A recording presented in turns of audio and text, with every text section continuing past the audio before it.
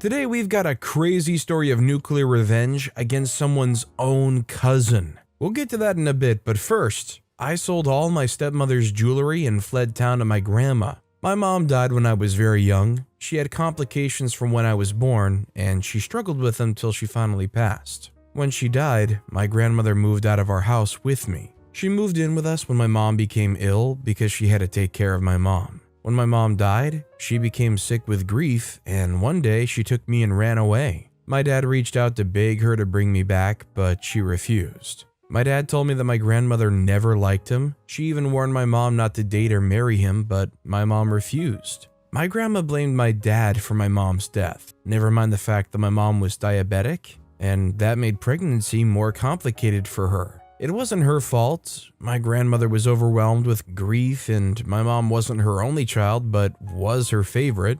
My mom had a striking resemblance to her mother, my grandma. They also sounded alike from what I'm told. My grandmother's other child, my uncle, told me that my mom and grandma were inseparable. When my grandmother kidnapped me and ran, my dad was reluctant to speak to the police about it because he knew she was grieving. But at the same time, he was worried about my safety, seeing as my grandmother was not in the right frame of mind. He had to speak to my uncle, who was out of country at the time. It took my uncle flying over to the country and a lot of convincing to get my grandma to release me to my dad. I can't remember what exactly happened because I was little. As the years went by, my grandma visited me regularly. She went to therapy too and was getting better, but my mom's death did something to her that I don't think she ever recovered from. Just as my grandma was hurt, my dad was hurt too. He'd had a crush on my mother for the longest time, and it took a while before she agreed to date him. When she finally did agree, her mom disliked him.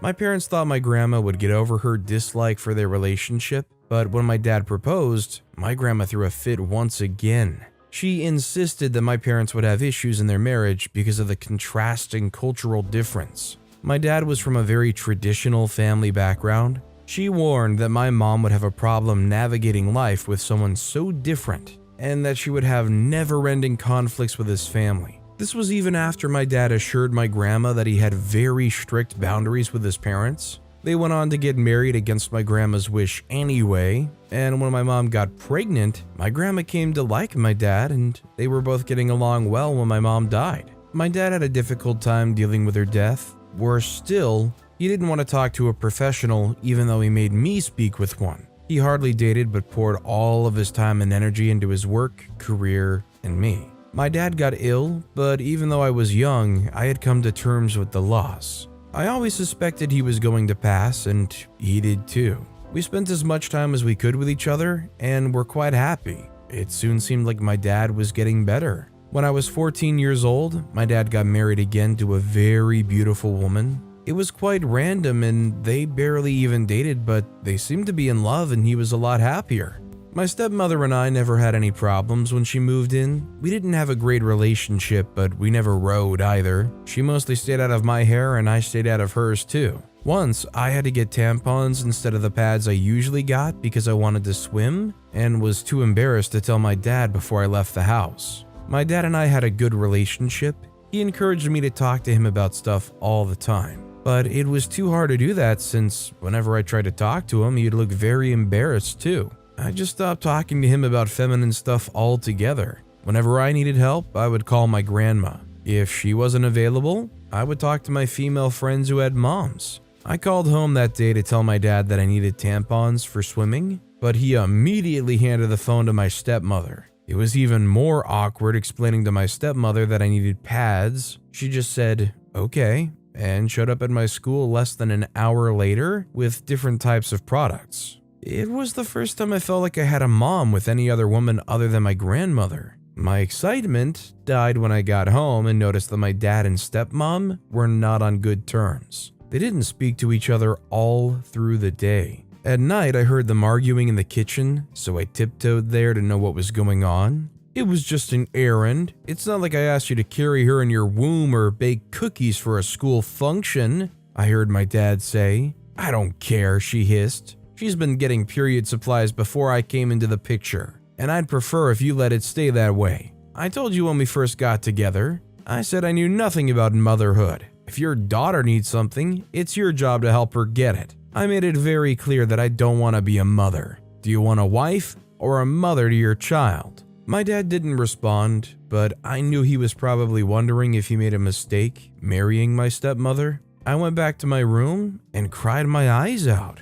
I felt unwanted. What happened opened up the wounds that were only just healing. I didn't just feel unwanted and unloved. I also felt guilty for being the reason my dad and stepmom quarreled. My dad was happy with her, but they were having issues because of my presence in his life. Luckily, my therapist walked me through it. I wasn't going to feel horrible because my stepmother would rather not be bothered with doing anything for me. I came to respect her decision and stayed out of her way. No one, not even my dad, ever knew that I had heard their argument that day. My stepmother must have noticed that I was actively trying to avoid her because she tried to be overly nice, but I ignored her gestures. I must confess that watching her attempt to placate and patronize me while I brushed it off felt very good. That was the good part of therapy. I learned that I'm not just someone who can be rejected, but I could also be someone who can reject whatever and whomever it was that I didn't want. I rejected her gestures and kept to myself. I also turned down all attempts by my dad to get us three to hang out. As time passed by, my dad's health deteriorated. He became leaner and frailer. It hurt to see him like that, but he never wanted pity. He still smiled, danced, and carried on with life like everything was okay. My stepmother, on the other hand, looked more beautiful each day. My dad spent a lot of money on buying her the finest jewelry, clothes, shoes, and beautiful stuff. She was very particular about her jewelry. She would brag about them all the time whenever her friends came over. Oh, I have this jewelry, it's worth blah blah, and in years it's going to be worth way more than that. I would always pick buying fine jewelry over land. Land is for women with children. Who am I gonna leave the land to? She would laugh and say. The last few months before my dad died, they had too many arguments about me. My dad resented her for not even trying to have a relationship with me. She hated that my dad was trying to force her to have a relationship with me. She wasn't interested in having a child or parenting, and had told him that when they met. My dad died on a cold Sunday evening. My grandma and stepmom were all present at the hospital when he passed. I was overwhelmed with an incredible sense of loss, but I was accepting. I think it was the fact that I lost my mom so early, and also that we all saw it coming. We even expected that he would go sooner. I processed my grief quite well after my dad died. My grandmother stayed with us for a while. She made sure I was okay all through her stay. My stepmother had one of her friends over too. Her friend helped her through her grief, just like my grandma helped me through mine. When my grandma was to leave, she wanted me to go with her, but my stepmother was not having that. It was ridiculous. She and I did not have a good relationship. It made no sense that she wanted me to stay with her. She and my grandma got into a big argument the day before my grandma was to leave. At night, she came into my room smiling as though we were long-term friends. "I need to talk to you, dear," she said affectionately. I felt stupid. Did she really want to pretend we were okay? Was she so clueless about children that she thought I was stupid enough to fall for that? I wondered if referring to me as dear did not sound absurd or strange to her. She came over and sat at the foot of my bed. "You can't go over and stay with your grandmother, okay? You need to stay here and stay with me. It's for your safety and good." When I didn't reply to her, she went on to tell me about how my grandma was mentally unstable. "Your father probably did not tell you this to protect you, but when you were little, your grandmother tried to harm you. She blamed you for killing her child, your mom. You're not safe with her." Of course, I knew the story. My dad had told me many times about the time my grandma took me with her after my mom died. I knew my stepmom was lying about my grandma attempting to hurt me. My grandmother loved me more than anything in the world. I was the only reminder she had of my mom. She may have had a hard time handling her grief, but she would never hurt me. I ignored my stepmom and just covered myself with my blankets. For a while, I considered just staying and living with my stepmom. I wondered what that would mean for me. My grandma left early the next morning, but not after telling me that I could come to her house and was welcome whenever I wanted. When she left, I went back to my room to lie down. but was soon awoken by my stepmom's voice talking to people downstairs. I went down and saw her with two people, a man and a woman dressed in corporate pants and shirts. "Is that her?" the woman asked, nodding at me. The man turned to me too. "She's still grieving, I'm afraid. She's barely said a word for a while. Maybe come back when she's fine and strong enough to talk." I knew they were talking about me, but I wasn't interested. I walked slowly to my bedroom, and from there, I heard the two strangers leave. It soon occurred to me that the strangers were from the social service. I called one of my friends immediately to tell her what happened. They replied, "Your stepmother doesn't want to lose custody of you because it would mean she loses the house," my friend pointed out. "Oh my God, I can't believe my dad didn't write a will. He knew this sort of thing could happen. How could he not have taken care of that?" They say, "You want to live with your grandmother, right?" I could talk to my mom. As a lawyer, she could help. "That is not a good idea," I pointed out. "She would tell the judge that my grandma tried to harm me years ago. I can't risk that happening." That night, I could not sleep, and I kept thinking of different ways to make sure that I got out of that. Even if my grandmother doesn't get custody, I could be put in foster care, and I didn't want that. We were going to have to get a good lawyer so my stepmother doesn't get the house. Even if she did get the house, she could only get just a part. My grandma wasn't exactly rich. She would need all the money to raise me till I turned 18. I also needed some money to at least pay for college tuition. I decided that what my grandma and I needed was a good lawyer, but how could we pay for it? I texted my friend that night telling her that I needed a good custody lawyer. They said, "They're usually expensive. How can you afford that?" I say, "Leave that to me. Please, just talk to your mom about it." One weekend, I waited patiently for my stepmom to leave for the salon. I had heard her tell someone over the phone that she was going to get her hair done, and I knew that would take a while, so I rushed to the room she shared with my dad and searched everywhere looking for her jewelry box. If her jewelry was as expensive as she would brag about, then it could pay for a lawyer. After spending over 40 minutes checking everywhere, I found it. I took it to my room and then returned to her room to fix it since I'd made a mess. I knew some guys in school who knew people who could help me sell the jewelry, so I spoke to them and they agreed to help. After I'd given it to them, I got a bus ticket, took a few important things, and fled to my grandmother's. The money came in and my grandma and I were able to pay an attorney. My stepmother swore to everyone that I stole her jewelry, but no one believed her. She ended up looking like the evil one. She couldn't afford to pay for a lawyer either, or she didn't think the house was worth the hassle. So she suggested an amicable out-of-court settlement. That worked fine for my grandma and me. She tried many times to get me to admit that I stole her jewelry, but I never admitted it. I think at some point, she actually believed me. The opportunity to grab some money makes people do some foul things, but I think this was a foul person to begin with. Our next story is, I gave my cousin a dose of her own medicine. I had a problem making friends or trusting people whom I didn't consider family, especially when they're not family. In high school, I'd been considered weird or snobbish. I'd stayed alone on most occasions, and eventually people gave up on trying to be my friend.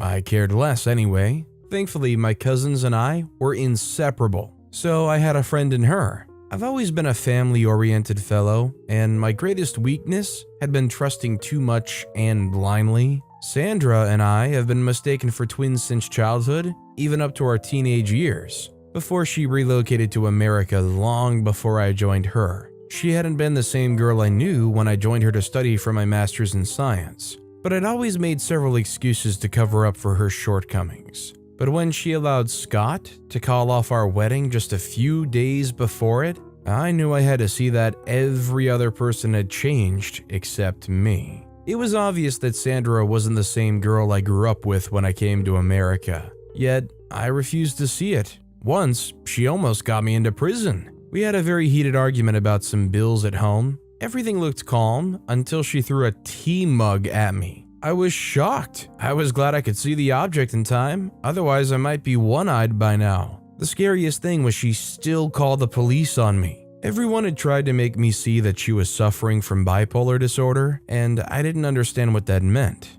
I felt she was going through a lot of lows in her life. She had too much on her plate at that time. First, she couldn't get her medical license that year. She failed woefully when she wasn't even expecting to fail. That was a lot, and it was enough for me to overlook her excesses. She was still trying to come to terms with her failure when Emmanuel, her Nigerian boyfriend, served her a hot breakfast. He broke up with her in the most condescending way possible. He had announced his wedding on Instagram to the girl he had always claimed was his bestie. I feared for Sandra. I kept a close eye on her then. If she blinked, I blinked too. I felt sorry for her and I prayed that she pulled through that phase because I didn't like what she was becoming. She was so villainous that I became scared and I treaded on eggshells around her. I thought of moving out of her apartment, but I would kick against it vehemently. I couldn't leave her to herself at that point. Then another tragedy struck. That evening, we were seeing our favorite show on TV, and then she'd gotten this mail on her phone. After reading the mail, she had thrown the phone down on impulse. I rushed to her while I screamed her name. I picked up the phone to check what had happened. She had been dismissed from her job. That job was her way of escaping from everything that was happening to her at that point. I lacked words of consolation. I couldn't relate to any of her woes, and I felt guilty for the ease I had experienced in my life. In the midst of all this, I met Scott. Scott was the perfect backbone I needed at that time because the more woes Sandra dealt with, the more miserable she made me feel. Luckily for me, I got a job at a grocery store, and that was the perfect alibi to stay away from home when I wasn't in school. I was beginning to enjoy some sanity once again, and the most beautiful thing was that Scott was everything I dreamt of and more. Scott had come to America as an international student too, and we had a lot of experiences to share. I was surprised at how much I allowed my heart to trust this man I didn't even know too well then. As an introvert, I didn't enjoy letting people into my world easily, although it wasn't easy for him to win me over during the talking stage. I felt I would never love any man again after the horrible experience I had in high school. When Sandra noticed I spent more time with Scott, she became friendly again. Maybe I should have seen the spite in her friendliness, but as usual, I was always the nice girl who trusted blindly. The day I met Scott, Sandra and I were out together. Somehow, I felt like she liked him that day. We were out to get groceries and he came to do the same. When I came back from the skincare section of the grocery store, I met her offering some suggestions on the wine Scott should buy and why he should. Trust Sandra to always bring her medical inclination to everything. I didn't want to interrupt anything, so I stepped aside. Sandra had asked me about my skincare products, so Scott knew we were together. I wasn't comfortable with the way he was trying to be overly familiar with me. His eyes followed me around, but I just wanted him to focus on Sandra. While he conversed with Sandra, I took a cursory glance at him. I noticed his muscular arms and his athletic thighs. I knew instantly that he was one of those people that like to show off their abdominal muscles and broad chest on social media. All those people that like to flaunt fitness goals. I tried to abhor him. That was the only way I could contain the sudden tightness in my chest. I didn't want to like any man, especially the man that made Sandra's eyes glint. Sandra had tried to stop me from seeing Scott alone, and she had tried to dissuade me from giving Scott a chance. Twice he had gone on dates with Sandra and me, and I didn't like that on both occasions. He made his interest too obvious in me. Although Sandra and he remained friends, he chased me instead. I didn't like it, but I enjoyed it. I can't say what I enjoyed most. The glamorous date nights, his intriguing personality, his body that got girls turning heads when we were out,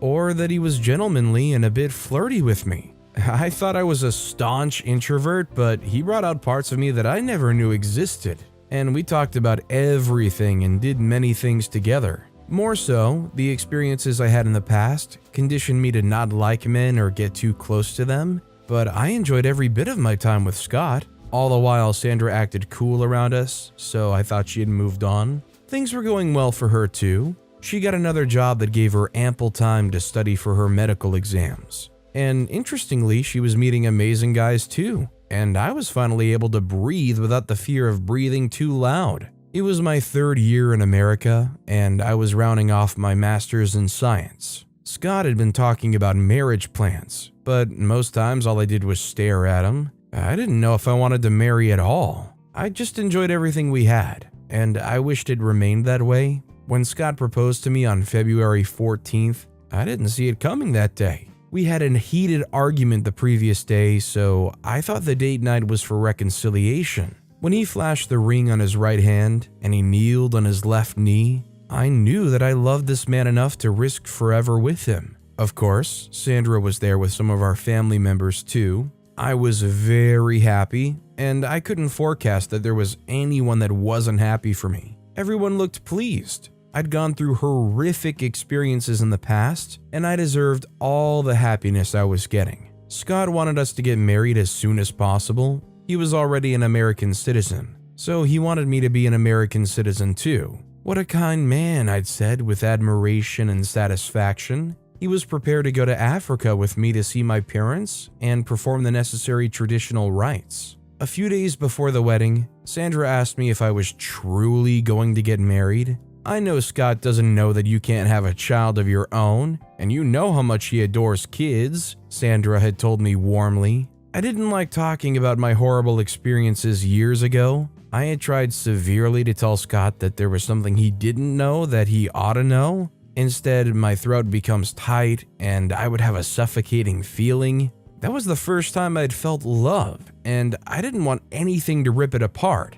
I was a coward, I agree. Why was Sandra bringing this up now? I had buried all that happened within me, and as far as I was concerned, I had no ugly scar to hide. Tears trickled down my glowing face. I had made sure I stuck to my skincare routine. I was determined to make a beautiful bride. I wanted to hide all my trauma behind my flossed teeth. I had cut down my carb intake, and my wedding dress looked exactly like I'd imagined it would be. No, I'm not saying anything, at least not now, I had told Sandra in a stern voice that sounded more like a warning intended to ward her off of my business. Sandra had always competed with me, even when we were children, but I cared less. She was my closest and only friend, and it was okay if she wasn't perfect. What I did know was that she had always wanted me to be miserable, just like she was. I thought there was safety in family. That afternoon, Scott had stormed in, enraged and filled with fury. I never knew a day would come when he would look at me with contempt. I was shocked to see tears in his eyes. Scott, listen to me, I don't know what this is, but we can handle it together, I had told him with so much intensity that I didn't know existed within me. I was gobsmacked when Scott said, I don't think you should use the word together freely right now. He told me how much he trusted me and how he told me everything important to him, the good, the bad, and the ugly. Yet I couldn't tell him the horrendous things a group of men did to me in high school, and the worst was I got pregnant. And due to the complications I had, I lost the pregnancy and my womb was removed. He said that was a lot, but I kept all that to myself. Thank goodness for Sandra, I would have married a woman I felt I knew so well. I couldn't open my eyes. I didn't want to. Even if I wanted to, I couldn't bear to look at him. I didn't want to see the disgust I imagined he felt at that moment. When I summoned the nerves to speak to him, I asked him what he wanted from me.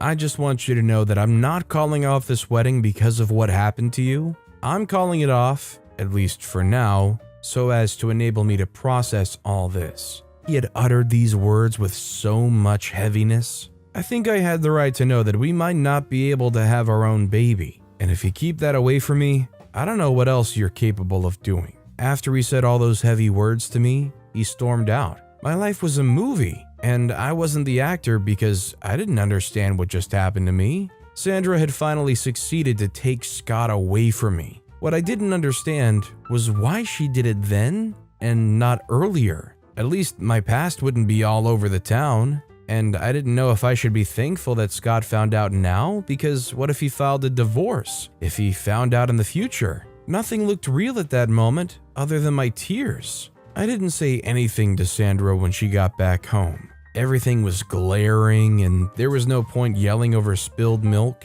I acted cool, especially when she said, "You may not get it now, but it is best if you don't marry Scott." I scoffed. I wanted to ask her, was it because all the men she had met had disappointed her woefully? Or because my fortune irritated her? I was dying inside, but I pretended I was perfect. I had tried to see Scott to at least talk, but all the appointments failed. I just had to focus on myself. Meanwhile, Sandra was preparing for her final medical exams. She had bragged about how she can't wait to be a resident doctor and how she would be a big sheik and all. She suddenly became very nice and boisterous. I don't know what fueled her energy. Maybe the satisfaction that she didn't see me marry her man. She had once called Scott her man. Or that she felt I was weak and I wouldn't seek revenge. I cared less about what she felt. And I was thrilled at how unpredictable I was. I liked that she trusted me. I knew her allergies, and I was going to use one of them as her undoing.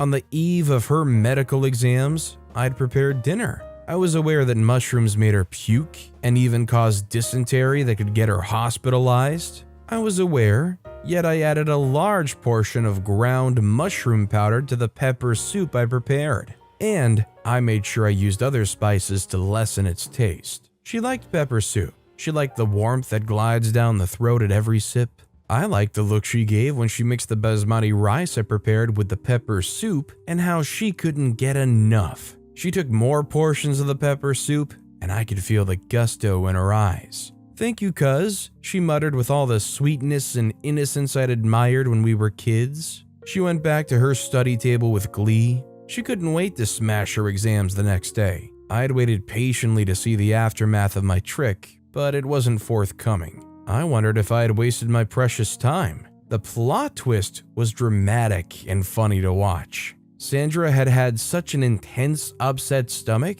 that I feared she would die. The dysentery was nothing like she had had before. She didn't only miss her medical exam, she was hospitalized for 5 days, after which she was placed on bed rest. After everything, she found out she'd been replaced at work. I asked her how it felt to be given a dose of one's medicine. We both stared at each other until my phone rang. It was Scott. I think Scott's a little too on their high horse, expecting to be told each and everything when it was such a crazy thing that happened to OP. I guess it's important to let your partner know if you could or couldn't have kids, and probably being on the same page before you get married to them as far as whether you want to have kids or not. But I would hope most people agree that it's kind of understandable why they didn't just become so forthcoming about that time in their life. My boss was a huge jerk, so I took his job and fired him. One of the first advancements in my business career happened when I decided to take a risky step. A step that, if I was wrong, would have cost me my job. I did it anyway, and it paid off big time. And when I say paid off big time, I'm not talking about the salary. I got a big promotion that bumped me higher than my pain-in-the-neck boss. And taking into consideration all the hardship he had put me through, I made the rational decision of firing him from the company. Here's how it all happened. The year I left college was the toughest I've ever had. I promised myself that I wasn't going to move back into my mom and her boyfriend's house. I loved my mom, of course, but her boyfriend Dave? He's kind of a jerk. I wanted my own place, so I moved in with my best friend from college, Julian. We were both broke, so we decided that we were going to split the rent. I needed to get a job, and fast. I applied for internships at some companies, but I rejected their offer as they were all unpaid. I had to get a job as a busboy in a restaurant in the meantime, just till I could get enough money so I could actually stand on my 2 feet. I worked and saved for a full year before I could actually achieve this. Julian, on the other hand, was studying to take the bar. I reapplied to companies I applied to in the last year, and none of them accepted my application, probably because I failed to get back to them the last year. Anyways, I had to do more cold emailing, and it took over a full month of consistent emailing before I got some positive replies. 2 companies offered me an internship position. I did a quick research on both of them, and I picked the superior company. The morning of my first day as an intern, I woke up early because I was too excited to sleep through the night. Finally, I was starting work in a career I'd spent a large portion of my life dreaming about. I was so excited and nervous at the same time. I changed my shirt at least 3 times. Eventually, I left for work. On getting to the office, it all turned out a little bit disappointing. A lot disappointing, actually. Turned out that a market research intern was way different from a market research analyst. Most of what I did that day was get coffee and make photocopies. I was really annoyed. I was on my feet running to the Starbucks or the photocopy machine and back. It was really stressful, and I was just grateful when the day ended. The next 6 months of my life were pretty much more of the same thing. Eventually, I finished the internship and started to work as a full-time staff. Now, I know I was supposed to be happy about this, because this is what I've wanted for a long time, right? Well, I was happy for 2 short days. Then the head of market research, Mr. Blauman, was transferred to oversee the new branch cross-country. A new guy, Jerry, was brought on board to oversee our department. I didn't think anything of it at first, but after his speech, which kinda sounded like him threatening to fire everyone if we didn't work to his satisfaction, I made a mental note to watch out for him. That didn't work for long though, because you can only fly under someone's radar if he had his eyes focused on something else. What do you do when he has his sights trained on you? During one of our departmental meetings, Jerry discussed a new plan of approach for advertising for a new batch of goods. And while I strongly opposed his idea, I kept silent because I didn't want to be noticed by him. But that day, Jerry called me by my name and asked for my opinion on his plan. My first instinct was, what the heck was happening? And how did he know my name? I stood up and stayed silent for a minute as I looked at all the eyes staring at me. At first, I told him it was a good plan and I'm down with it, but he waved me off. He said he wants to hear fresh, out-of-the-box ideas, and since I was the newest recruit, he wanted to hear them from me. I let down my guard and told him why his plan wasn't the best approach and why, and then I gave him my plan. Jerry was smiling all through my speech, and I thought it was fine, and I was crushing it. Little did I know that it was all an act. By the time I was done, Jerry looked up at me and then smiled again. But this time I could see that the smile didn't reach his eyes. He rose from his seat and said, "So you think my idea is trash?" I didn't expect that kind of reaction, and I didn't know how to answer. I just stood there, stammering like a person with impaired speech. Eventually, he laughed it off and said that he was just messing with me. I heaved a sigh of relief because I really wanted to believe that it was all a joke. But it wasn't after that day. I noticed the subtle changes with Jerry. He started to pay more attention to me and my work. He even started to give me the toughest tasks to do. I would have been okay with that if it ended there, but it didn't. Jerry started to make a habit of calling me up during departmental meetings to ask for my ideas. It looked like an innocent and friendly gesture at first glance, but it was all an avenue to embarrass and make me look small and incompetent to the other staff members. It was really demoralizing at the time that at one point I really wanted to quit. I talked to Julian about this, and he was the one that gave me the strength to keep going. He reminded me that except if I wanted to go back to being a busboy or move into my mom's house, the job was all I got, and I had to make the best of it. One time I decided to try a new approach with Jerry. I bought him a bottle of vodka, then apologized for undermining him during the first departmental meeting. I let him understand that it wasn't my intention to do that and that all I wanted was to help the company get better. Jerry gave me his unwavering attention all the time I spoke, and at the end of my speech/apology, he shrugged and said that he didn't have a problem with me. He said that my idea at the first departmental meeting was a good one, and he'd only been hard on me because he's been trying to hold me to that standard. Then he thanked me for the drink and walked away. What the heck?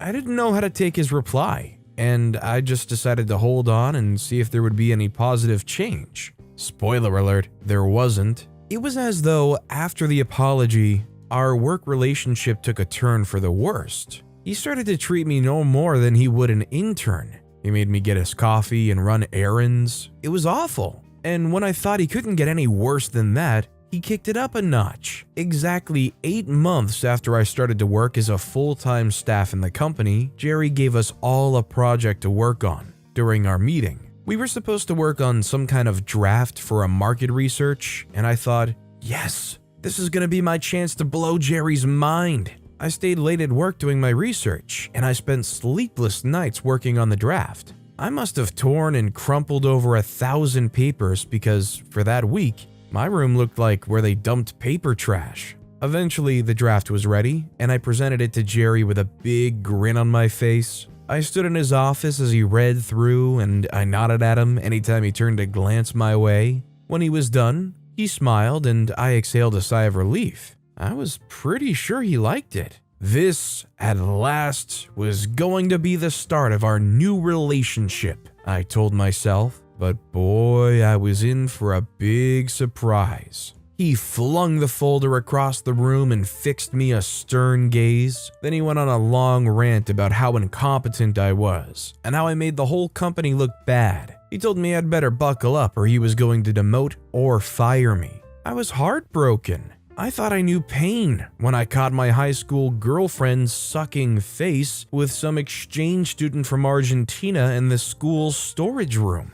But this was pain on a whole nother level. All the work I'd put into that project, wasted. And all I got for my sleepless nights was a screaming boss. It was so demoralizing that I started to doubt my abilities as a market research analyst. I took a trip to the bar that day and got totally drunk. The next day was a Saturday, so no matter. I was pretty depressed during the weekend, and it took a really rousing speech from attorney Julian and my girlfriend Shannon to finally get me off the couch. They reminded me that I was really good at what I did, and my boss was being a jerk for not seeing that. Eventually, I believed them, and I went to work the next Monday with the little shred of self-esteem I had left. There was supposed to be a meeting with the boss and the investors that day, and the junior analysts were supposed to be there. But that day, for some reason, Jerry didn't want me there. His reason? Well, he didn't want me to embarrass the whole research department.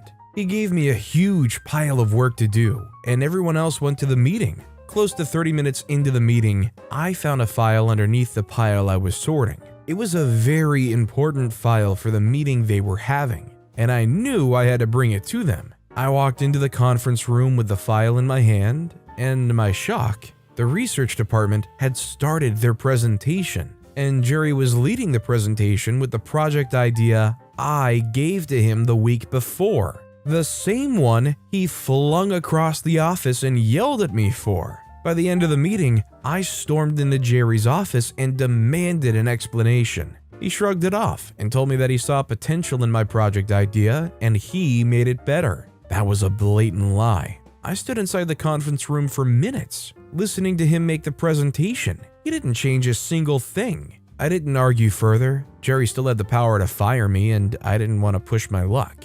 I got back to my cubicle and just sat to think. This wasn't the first time something like this was happening. During the first meeting too, my idea ended up being used, even when Jerry gave me heck because of it. The way he behaved, it was almost like he saw me as a threat. He bullied me at every chance he gets. That was why he never carried out his threat of firing me. He needed my ideas because he knew that he wasn't good enough on his own. I was so mad, and I decided that one way or another, I was going to get my revenge by humiliating him as much as he did me. At the end of the month, the market research department was supposed to work on another project for a presentation. Jerry, as usual, decided to dump the work on me. He said he wasn't going to use it anyways because he had a plan of his own, but he wanted me to get better at my research. That was a lie, of course, and I wasn't buying it. I was supposed to get the project done by the end of the weekend,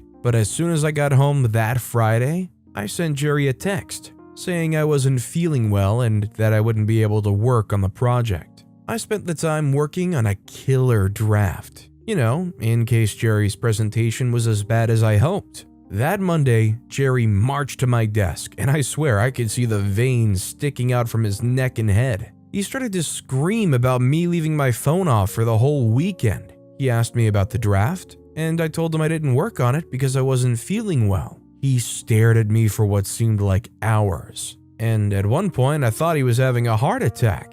Before he could say anything, one of the office assistants came to tell him that the CEO and investors were ready for the meeting. Jerry looked so disoriented as he heard this. He started to sweat and hyperventilate. At one point, I wanted to ask him what was so important about my draft since he wasn't going to use it anyways. I kept that thought to my mind though. I needed my job to exact my revenge. The meeting started, and when it was the research department's turn, Jerry stepped up. His presentation was, how do I say this? Really awful. He went off topic 50% of the time, and he failed to give any actual ideas for advertisement or customer traction. It was excruciating to watch, and after a few minutes, one of the investors stopped him and walked out. The others were about to follow when I stopped them and told them that I had an idea of my own. They allowed me to do another presentation, and I crushed it. The CEO was awed by my presentation, that after the meeting he asked to speak with me. During our discussion, I made sure to chip in that I was the one that came up with the idea Jerry used at the last meeting. By the time I was done, the CEO decided that I was wasting my talents as a junior research analyst. He decided to promote me to head of the market research department. That was Jerry's job. When I pointed this out to him, he said that Jerry was incompetent and he didn't even know what to do with him.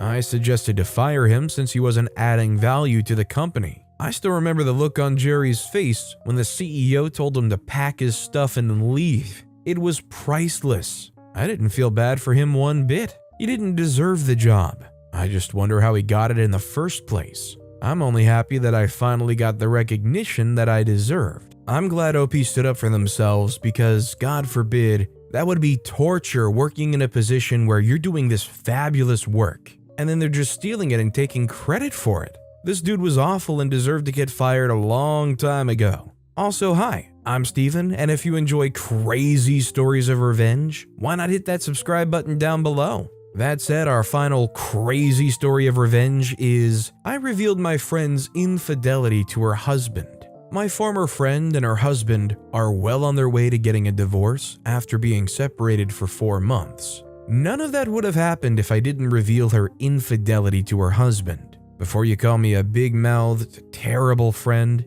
hear why I did that. We both met in high school where our parents worked. Her dad was the school's principal before he died, and my mom was one of the teachers. We both connected over our shared background as staff kids. We even had a little club consisting of us and other kids whose parents were staff in the school. Some had parents who were janitors and teachers, and some were even on the school's board. We talked about stuff like kids who were mean to us just because they didn't like our parents. We sometimes tried to convince our parents to do certain things that would benefit students. Some other times, we just hung out and had fun with one another. Most times, though, we were talking about yet another person who hated my friend for being the principal's kid. She would talk about how these people were jealous of her, how one of them in one of her classes made a nasty comment about her, and we would plot with her on how to get them. The members of the club were her pawns to do her bidding and fight whoever crossed her. We, the other members of the group and I, got into all sorts of trouble in school trying to fight her battles because she was too cowardly to go after her supposed enemies.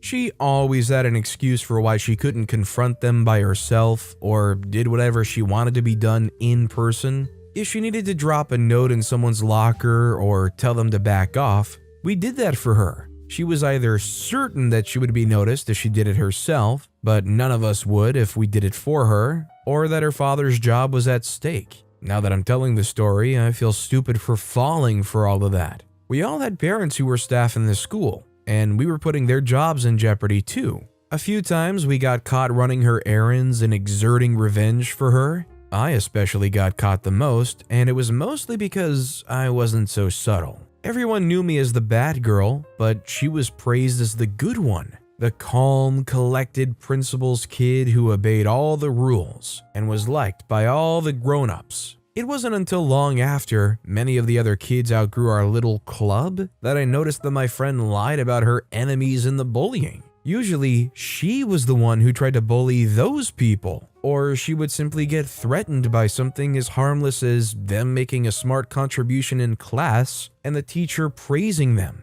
She would tell me, "Oh, this girl made fun of my shoes in Spanish class. I hate her so much." But then we would be walking together in the hallway, and she would see that girl and be the first to say hello to her. I soon started to notice how important it was to my friend to come off as the good person, not caring if she had to sacrifice someone, usually me, in the process. Her mom found a pack of cigarettes in her drawer when we were in our senior year in high school, and she lied that I owned them. She even added that she had seized them from me to stop me from constantly smoking because she noticed I was doing it too much. She thought her mom would let it go since she had lied about not being the owner, but her mom was concerned about me. She made her husband speak to my mom about it in school. Imagine how terrified I was when my mom asked me about it when she returned home from school one day. I was ill and couldn't go to school that day. My mom was supposed to drive me to the pharmacy to pick up my drugs, but she drove home immediately after close to ask me what was going on.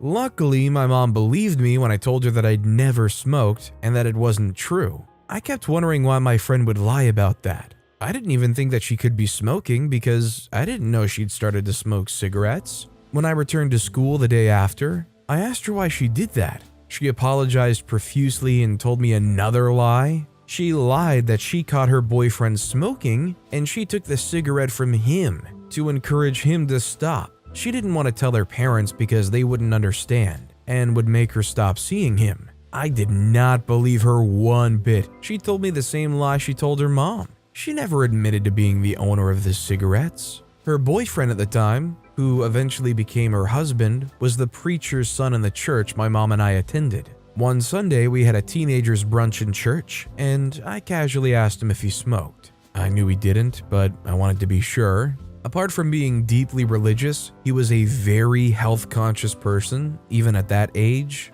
His eyes widened with shock when I asked him. He said, "Of course not. Cigarettes literally have warnings not to smoke on them. I can't think of a worse way to desecrate God's temple." I rolled my eyes at his comment. "No would have been just fine," I muttered. He heard me and smiled. I didn't tell him that I thought my friend was smoking though. We were close to finishing high school when my friend got pregnant. The pregnancy test kit she had bought dropped from her purse and her mom picked it up. When she asked her who bought it, my friend again lied that she bought it for me because I was too embarrassed to buy it and that I thought I might be pregnant. Luckily, her mom didn't run off to tell my mom or my mom would have freaked out. My mom had me when she was 20 and still in college. It was tough for her, navigating college as a pregnant woman, and even tougher having to leave me with my grandparents to focus on her studies. My mom had made me promise to be careful and never make the mistake she made. If anyone were to have told her that they suspected that I was pregnant, she would have freaked out. I visited my friend's home that night and her mom answered the door. She looked like she was expecting me and quietly led me upstairs to her home office. My friend was sitting there on a couch in a pensive mood. "Do you think you might be pregnant?" That was the first question her mother asked after she shut the door. I was confused and for a moment wondered if the question was directed at me. At the time, I wasn't hooking up at all. I didn't even have a boyfriend.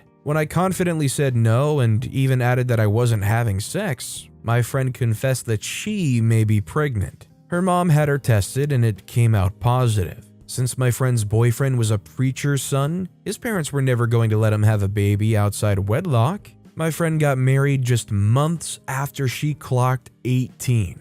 It didn't bother me that my friend had lied on 2 occasions, that I was doing what she was doing. I knew it was a problem, but I forgave it. Mostly because I believed it hadn't done any real damage. By that time, I'd already noticed her selfishness and cowardly behavior, but I never even confronted her about it, and that was a big mistake on my part. The last straw for me was when years later, my friend spread rumors about me in the church. I returned to town after college because I wanted to be close to my mom, who was ill at the time. And we stayed friends, but she had changed a bit when I came back to her. She was a lot more insecure, more judgmental, and self-righteous. I was driving around town when I saw my friend and a popular guy we went to high school with coming out of a motel. They parted ways with a kiss on the cheek and each went to their cars. My friend had sunglasses on, the kind of sunglasses people wore in Hollywood when they were trying not to be recognized. I was shocked, but I kept driving.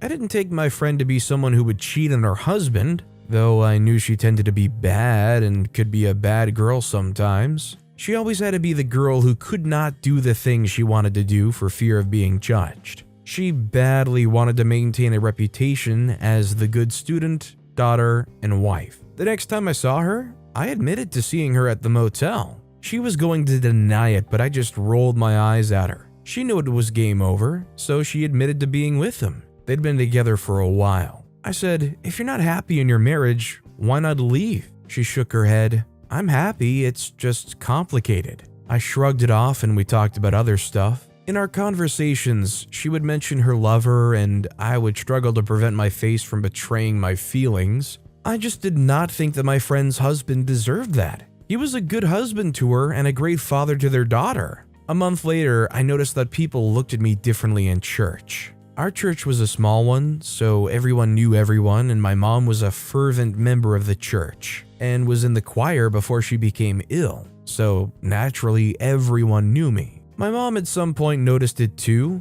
The stares, some looked concerned, some looked horrified, and some others judgmental and rude. I chalked it up to church people being weird. They judged everyone for nearly everything. I was never a big churchgoer. I believed in all, but I didn't care much for the people, especially the people in the church we attended. My mom cares very much about what people say, so she set about asking questions, trying to find out why people were shooting dirty looks at me. It turned out that some women in the church had taken it upon themselves to discourage young women and girls from getting abortions. They went to a clinic and spotted my friend around the corner. She told them that she had come to make inquiries for me. She lied that I'd gotten pregnant and didn't want to keep it because I had too many responsibilities, one of which was my ailing mother. Her story was believable, so it made rounds in the church. I guess to make people not judge her for helping me go to a clinic, my friend went around telling her whoever cared to ask that she only did what she did because she was trying to be a supportive friend.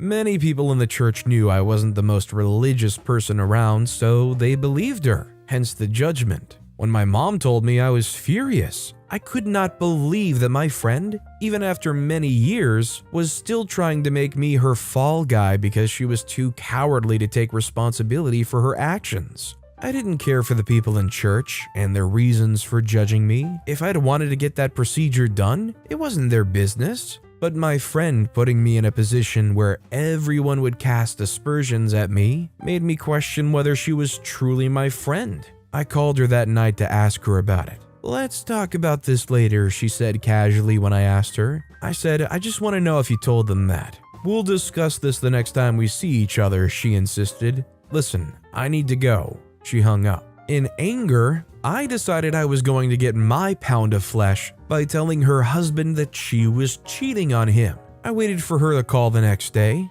but she didn't call me. I waited the whole day, but she didn't. The next morning, I called the church office and asked to speak to her husband. I told him she was cheating and told him with whom she was cheating with. We all went to high school, so he knew who the other man was. He'd probably suspected something because he didn't sound surprised. "Did you know about this?" I asked him. He said, "Not at all. I've just recently suspected that she's a witch. I regret ever letting my parents convince me to marry her." I felt bad for him, but I was trying to get back at my friends, so I couldn't afford to be too sentimental. I considered telling everyone in church, but I didn't want to hurt her husband.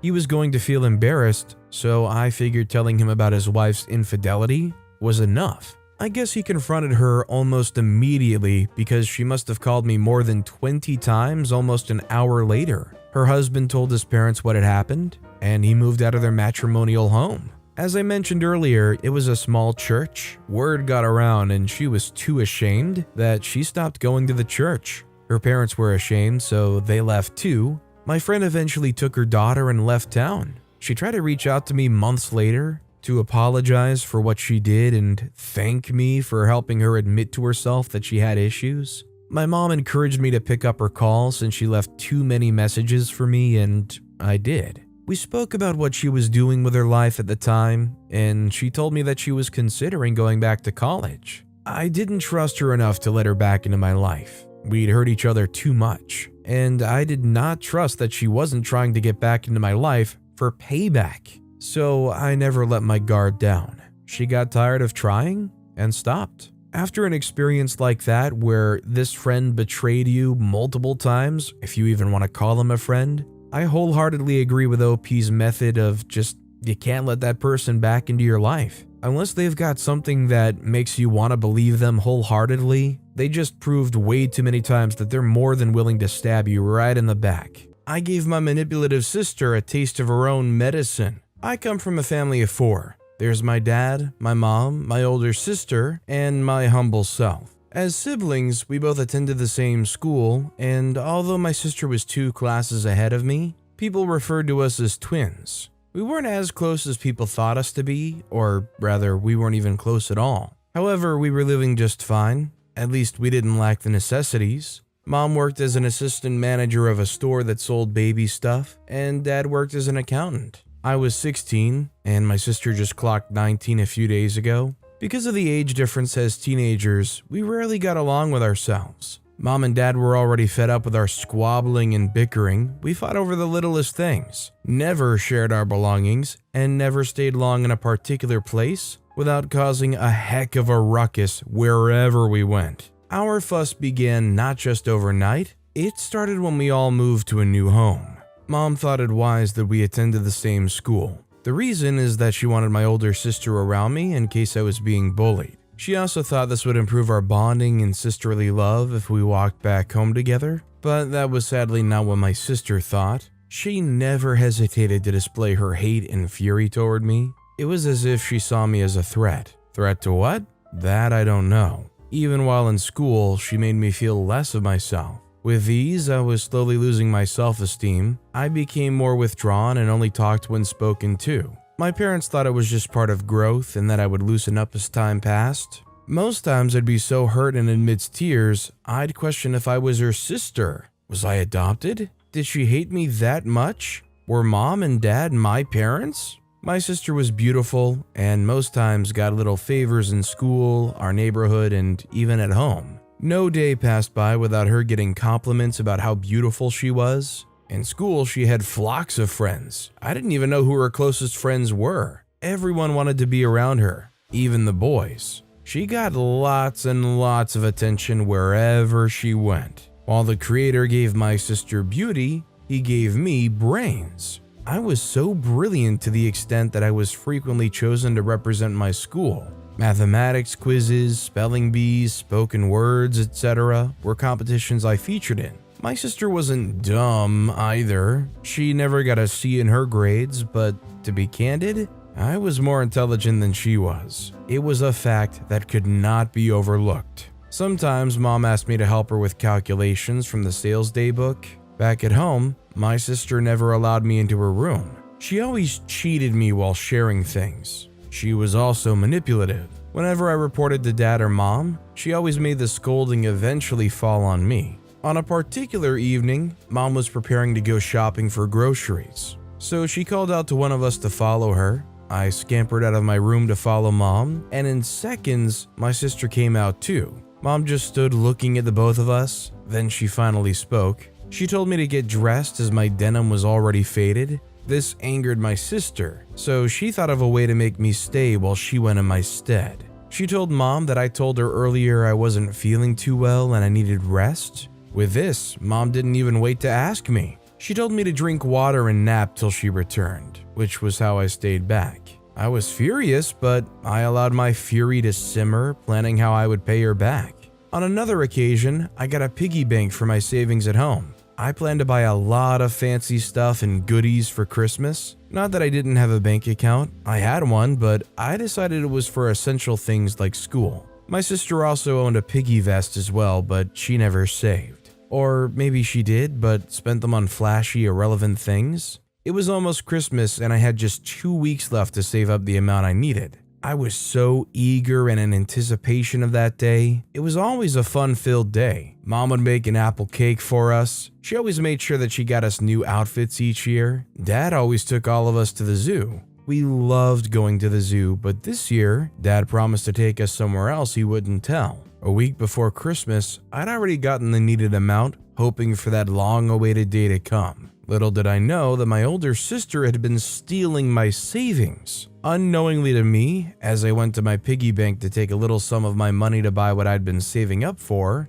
I found the box half empty. My heart skipped a beat as thoughts began to flood into my head. For a moment, I went blank and was short of words. Almost immediately, I came back to my consciousness and ran toward her room. With impatience and fury, I banged on her door. She came out looking puzzled, wondering what was going on. She stood there in front of me, waiting for an explanation. I felt a rush of adrenaline and wanting to lunge at her. I withheld myself, and so I asked if she touched my savings. She busted into laughter. All over again, I began to fume. I waited for her to finish, and then she responded by saying she did with such brazenness I wondered where she got it from. She said she needed it without giving any tangible reason for taking it behind my back. I was so hurt that I kept asking myself why, but she slammed the door on me. I went back to my room and broke down in tears. I couldn't take it anymore. When Dad and Mom came home from work, I told them about what had happened, and they called for her to come. When she did come, she had a wicked smirk at the corner of her lips. It was apparent she knew the reason she was called, and when they questioned her about it, she lied to them, saying we both did joint savings. I tried speaking up, but Mom wouldn't let me. They could only say that she was my older sister and I shouldn't be selfish. It was apparent my parents didn't see things from my perspective, and I was so pained. They never believed me. They saw our fights to be some sister's daily misunderstanding. Each time, I tried bringing up excuses for her in my head, but it just wasn't fitting in. And so I continued to fall victim to my sister's manipulative acts. In school, she pretended to be caring. Everyone thought she loved me. She faked looking out for me. People saw us as the best of siblings, but we were far from being that. It was as if she derived pleasure from being mean, heartless, manipulative, and wicked. An incident happened at school. There was a competition I needed to go to represent my school. Unfortunately, I wasn't present on that day. I followed Mom to her workplace to assist her. A letter was sent home to me to be delivered by my sister. My older sister came home and didn't say a word about it. I noticed she was so lovely, more excellent than usual. I thought she had turned a new leaf, so I didn't take it to heart. The next day was a Saturday. We all stayed at home. Saturdays and Sundays were the only days we stayed at home. We usually had dinner together, and we used Saturdays for cleaning up the house, both outside and inside, and doing the laundry. Sometimes Mom went to church. My sister still didn't say anything about the letter to me. Then during dinner, she spoke out, saying that our school had given my parents a choice of which of us would attend the competition. She manipulated my parents into thinking that she was suitable for representing our school, and so my parents bought into her idea. She told them she should be allowed since I had always been going. My parents didn't hesitate, and they willingly agreed. They signed the letter attaching her name to it. On getting to school, she went to the office of the school's management and lied to them, saying our parents said she should be the one to go. Of course, they couldn't question my parents' decision, so they agreed. And that was how I lost my opportunity to my wicked sister. Fortunately for everyone, she didn't disappoint when she went there. However, she made sure that no one suspected her of her evil activities. Yet she never stopped. She always had a way of twisting every situation in her favor. Another incident occurred between my sister and me. I stood at the kitchen counter, taking a sip of the tea I had made lazily. Dad and Mom were having a chit-chat about irrelevant things in the living room. My older sister was in the laundry room on the phone, I guess. Then a call came in for Dad. Mom stood up to attend to other things. I went to my room to relax when I heard Mom call on my older sister, who was still on her phone. Usually, she's always the one being sent errands, but that particular day, she wore a frown. I heard a knock on the door and rushed to check who it was. It was my neighbor's daughter. We were both the same age and attended the same school. She was also in the same grade and often came over to see me, and I loved her company. She was very playful. Mom liked her because she was respectful. My sister didn't want her because she was my friend. She came to remind me of a party we were supposed to hang out at together that evening. Mom never allowed me to go to parties. My older sister didn't have any restrictions. I guess it's because she was older.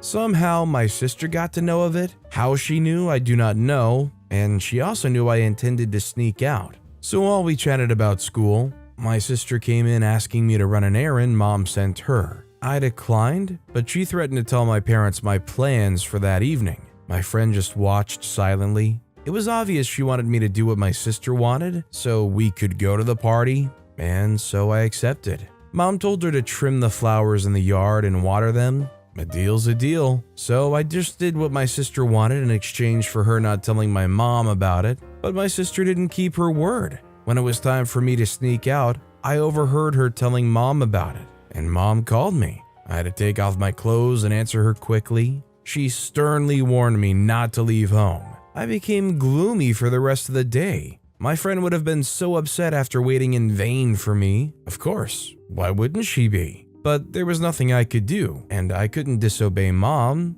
Dad rarely talked, but Mom did all the scolding and caning. While she continued in her wickedness, I started plotting my revenge, hoping and praying for an opportunity to present itself so I could give my sister a taste of her own medicine. I started being nice to her so she could trust me completely. I'm very sure she thought it was just me. We no longer fought as often as we used to. Mom finally thought we had started getting along, and Dad was super proud of us. Gradually, she started loosening up. She became free with me, and I, in turn, reciprocated her energy. Finally, the day came when the universe heard my prayers. It was a new week, and we all got dressed for school. This was the day we were going to see our grades. Usually the rates of every student are read out on the assembly ground, but this time it was given to be taken home to our respective parents. And being the brilliant girl I was, I got A's all through. My sister unfortunately got C's and was so unhappy. I was very exhilarated beyond human comprehension because I finally got an opportunity. Mom and Dad consoled her while encouraging her. The next day in school, her friends didn't chat with her as usual or sit with her. She was isolated. She overheard them giggling about her poor grades, and she was embarrassed. No one knew of her poor qualities except me. My sister knew what I had done, but lacked the courage to confront me for fear of my reply. For that semester, no one related with her because they saw her as a beauty with no brains they don't want to connect with. Once, she was called upon to represent her school in a competition, but people around her began to murmur. When asked for the reason of the side talks, they said she wasn't brilliant enough to be picked because she got bad grades. And so I, her sister, was chosen to represent her as usual. Even though Mom and Dad were disappointed, they never showed it, but I sensed it. Mom rarely sent her errands so she could concentrate. She was grounded as well. She would always stay locked in her room all day. The stigma she got was just what she deserved. Every form of entertainment was banned for her. She had no friends, no boyfriend, but just her books. Gradually, I became more popular in my school and neighborhood. I began receiving favors and preferential treatment wherever I went, just as my older sister got when they loved her. Her friends became my friends, and I told her friends she never liked them, not even for once, and that the only reason she formed a clique with them was just to get popular. This made my sister detest me more, but I cared less. She wasn't remorseful, and neither was I. Alas, I gave my manipulative sister a taste of her own medicine, an experience she will never forget. I hope beyond this point the sister just kind of focused on themselves and realized high school really isn't it to begin with. Who cares about high school status? Our next story is, my sister told everyone at home that I dropped out of college. I got back at her by telling everyone that she was pregnant. I come from a very religious family. My parents and grandparents on each side are Baptists. My maternal grandfather and my step-grandmother are senior pastors in the church. And my paternal grandmother is a deaconess. Before my grandfather died, he was a deacon too. My parents had the easiest time getting married because both families were pleased with the arrangement. My parents had been friends in church since they were children, and their siblings were friends too. Their parents knew each other, and my step-grandmother used to organize parties for the children all the time. My mother's the only child of her mother. Her two other siblings were only half-siblings. Her mom died when she was 12, and she had issues with her faith ever since. So her dad wanted her to marry a believer so she could stay in faith. When my mom started dating my dad, she was 21 and my dad was 23. My dad said my grandfather warned him to leave if he knew he wasn't going to marry her one day after they had lunch at my maternal grandfather's home. A year after, they made the relationship official in public. My dad proposed. Unbeknownst to my maternal grandparents, my dad proposed because my mom got pregnant. My mom had told him in fear that she was pregnant. He confided in his parents and they ordered him to propose immediately. They didn't want to ruin their reputation in church and be known as the parents of the boy who impregnated the pastor's daughter. Naturally, my dad, who was young at the time, was very skeptical, but his parents were not having it. He had to marry the girl since he got her pregnant. My dad eventually agreed and proposed to my mom. She didn't know his parents made him do that until after they had gotten married, and my dad mentioned it when they were in an argument. My paternal grandparent was glad that my dad was taking his relationship with his daughter seriously. They were both in college at the time, but he allowed it. They got married, and my grandfather gifted them his old house. My paternal grandmother was always available to take care of the baby, my sister, while my mom went to school. It was easier for my mom since she schooled in the same town, but my dad schooled in a different state. My parents never had to drop out of school to take care of the home front because my grandparents and their siblings were very supportive. They still treated my parents like their babies, like actual children, and sadly that happens even to this day. My parents had many issues growing up because our family was run by my maternal grandfather. Whatever decision my parents wanted to take as a couple for our family was vetted by my grandparents, especially my maternal grandfather. At some point, they were having too many issues that my dad insisted on our family moving out of town, so he and my mom can make decisions about our family with no outside interference. My mom agreed with his decision, and they took my sister and me, I was born barely 2 years after my sister, out of town. We spent 2 years away, but my parents decided it was best to return. They both had to work, and getting trustworthy babysitters and nannies was extremely difficult. My paternal grandfather also died, so my dad wanted to be closer to his mother. My parents took us back, and we grew up knowing no real difference between our family and extended family. My grandparents from both sides came in regularly, and our cousins did too. Everyone had a say in any decision we wanted to make. In the schools we went to, the jobs my parents decided to take on, our careers, the clubs we joined in school, the roles we played in church, and all sorts of other stuff. My sister could wear a dress, and my parents would have no problem with it, but if my grandmother thinks it's too short, then she could never wear it again. I grew up very reserved. I could barely say what was on my mind, and I barely even knew what was on my mind as there was no outlet for that. I never had time to think. We always had some expectations of sorts to meet and live up to.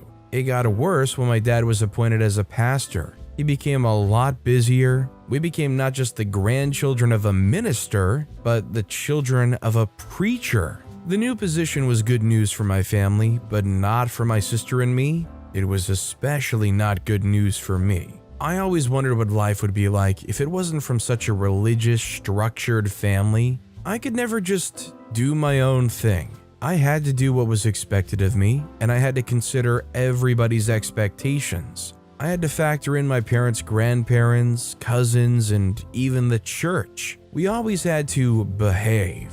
I just wanted to live free and to have more time to myself, more time to think, to visit more friends and not friends from the church. I wanted to know what it was like in the families of those who weren't as religious as my family is. I could never do that. When I was deciding on the university to go to, I wasn't sure which I wanted to choose, but I knew one thing. I wanted to go as far as possible. I wanted to go as far away from my large family, from the control and the noise. Left to me, I would study something that had to do with visual arts or photography. I'd always wanted to be a cinematographer or a photographer of sorts. But of course, my family wasn't having that. I only ever told my mom about it, and she rolled her eyes at me. She said, "Look, we're not going to force anything on you, okay? But what Daddy and Grandpa want is for you to study accounting or economics. One day you're going to be a pastor, just like your daddy. You want to make sure you can properly handle the church's finances. How do you know I'd get good grades as a student of accounting?" I asked her. "You certainly will," was her response. "You can do all things because God strengthens you, and you're excellent in maths already anyway." I was annoyed that my parents and grandfather had already picked a path for me without even talking to me. Yes, I was great at maths and all, but what I wanted was to work with cameras. I was also irritated that my mom had said that they didn't want to force anything on me when they clearly wanted to. They were the ones who would pay tuition anyway. I'd also seen how my grandfather treats those who didn't do what he wanted them to do. My mom had 2 half-siblings who were twins. My grandfather cut off one of the twins because she got married to a non-Christian. He was so mad at her that he even forbade everyone from mentioning her name around him. Even her twin sister had to hide the fact that she was still in contact with her sister from him. I knew my grandfather would have a huge problem with me not studying something related to finance,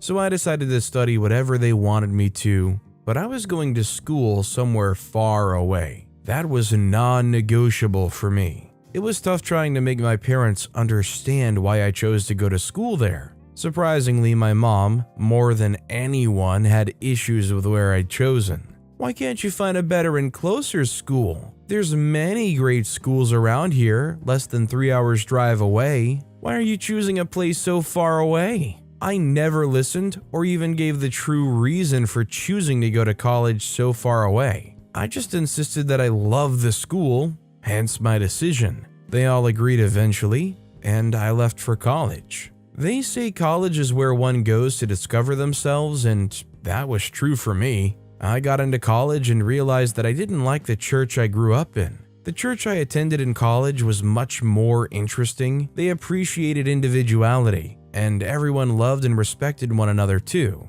I also agree more with their doctrines. Even though I was far away from home, my parents and extended family still tried to control me. They made me come home on every holiday, and my mom and paternal grandmother visited me often. I had to tell them to relax about the constant visiting. They agreed that they were embarrassing me and stepped back. One Sunday, I was listening to a sermon in church, and it occurred to me that I wasn't doing what I truly enjoyed doing. I was doing well in school, my grades were up, and I had a great relationship with my professors. But I wasn't happy. I wanted to do something that made me happy, something that makes my heart leap for joy. I decided that Sunday that I was going to drop out of school. I spent the entire week weighing my options and looking for what I could do in photography and cinematography. I felt alone in my decision and wanted to talk to someone from home, so I told my sister. Now, we weren't particularly close, but since she was the closest member of my family,